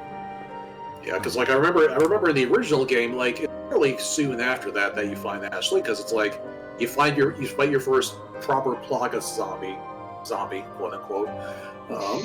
You fight your first Plagas, and then it's like there's like a little river jumping puzzle, and then you're back at the church and you meet Ashley. Yep. But in this game, who knows? They've expanded a lot of stuff, so it could be a good couple hours before you find her.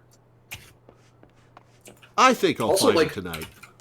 I remember something, like, I didn't learn until years later that Ashley in the original game was voiced by Sandy Cheeks from SpongeBob SquarePants. Yup. And I was like, you can hear it once you know it's there, but, like, I remember that fucked me up when I learned that fact. It's a I don't wild know who's one. voicing her in the new game. Presumably a new actress, because everybody's new, but... Oh. So they've all got issues, but none of them thought to ask me for help. Do they think I'll bite off their heads or something? At any rate, I'd best prepare to round up the birds from each camp. Thanks again for your help, friend. Say, since you've already struck up an acquaintance with my people and all, maybe you'd be willing to lend them a hand? Seems they talk to you of their troubles readily enough. Oh, is that where the other Ether current quests are? Not currently. More should open up as we go through the story, though. Okay. No, what that is this is something that happens pretty routinely, is a lot of the Ether current quests lead onto side quest chains that all tend to be fairly interesting. Not necessarily so interesting that you should interrupt your stream to go do them right this second. But they tend to be pretty cool little side quests that do a lot of world building. Yeah, and a lot of them will lead up into stuff like Beast Tribe quests. Yeah. Although, like, in that case, it'll just continue quest it, so, like, it'll obviously be something you have to do. To be fair, they... there's the Moogle. That's... Oh. Yeah, to be fair, they don't continue being plus quests until the Beast Tribe quests are added in later patches. Yeah. So there's stuff where like, oh, I think this is going to lead into something interesting, but it stops right now. That's really only true for the Moogles. No, it's for quite a lot of the later ones as well. Is it? I don't think I remember encountering any of that, but like, yeah, this is another thing. For some reason, most of unlocking the Beast Tribes is usually fairly straight. You will see a blue quest, it'll lead you to a Beast Tribe, you will go there. Done. But for the Moogles, you have to clear out practically an entire zone of side quests before the Moogle crafting, and they're like a crafting Beast Tribe, which is interesting. And it's like unlocking the Moogles is like weirdly convoluted. But anyway, it's time to get out of here. Yeah. All right, well, that's going to be Final Fantasy XIV for today. Before I get off, before I give my schedule and get off, I'd like to plug my Patreon. I make my living from Patreon, which you can find either in the description of the YouTube video or with the ! Patreon command in chat. I don't make a lot of money. I make enough to pay my rent and bills, but I haven't really been able to save up anything. So I'm kind of just operating off of paycheck to paycheck, quote unquote, month to month. Every little before I get off, I'd like to plug my Jobstone.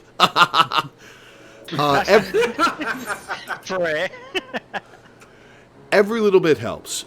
Even if you pledge just like $1 or $1 per stream, even that'll make a big difference in my day to day. That being said, my upcoming schedule until the end of the month. Tomorrow is going to be, well, later today is going to be Resident Evil 4 Remake at 6 p.m. EST. Tomorrow and Monday are also going to be Resident Evil 4 Remake at 1 p.m. EST. Tuesday will be The Legend of Heroes Trails in the Sky at 1 p.m. EST. Wednesday, we don't have anything scheduled, so it'll probably be RE4 Remake if I haven't completed that by then. Thursday, the Path of Exile Crucible League reveal stream happens at 3 p.m. EST. So I'm going to stream that live. Depending on how long that goes, I may do some another stream that evening, but probably not. And then Friday, I'll be continuing Eve at 1 p.m. EST. Only for 2 hours, though. That's all that's left in that patronage. So I'll probably do something after that day. And that's the rest of March. I don't have the April schedule set up yet. I'll be getting that set up sometime in the next few days. And that announcement will be in the community Discord's stream announcements channel. But for now, thank you guys for tuning in. Thanks for hanging out. Thanks for watching. And I will see you next time.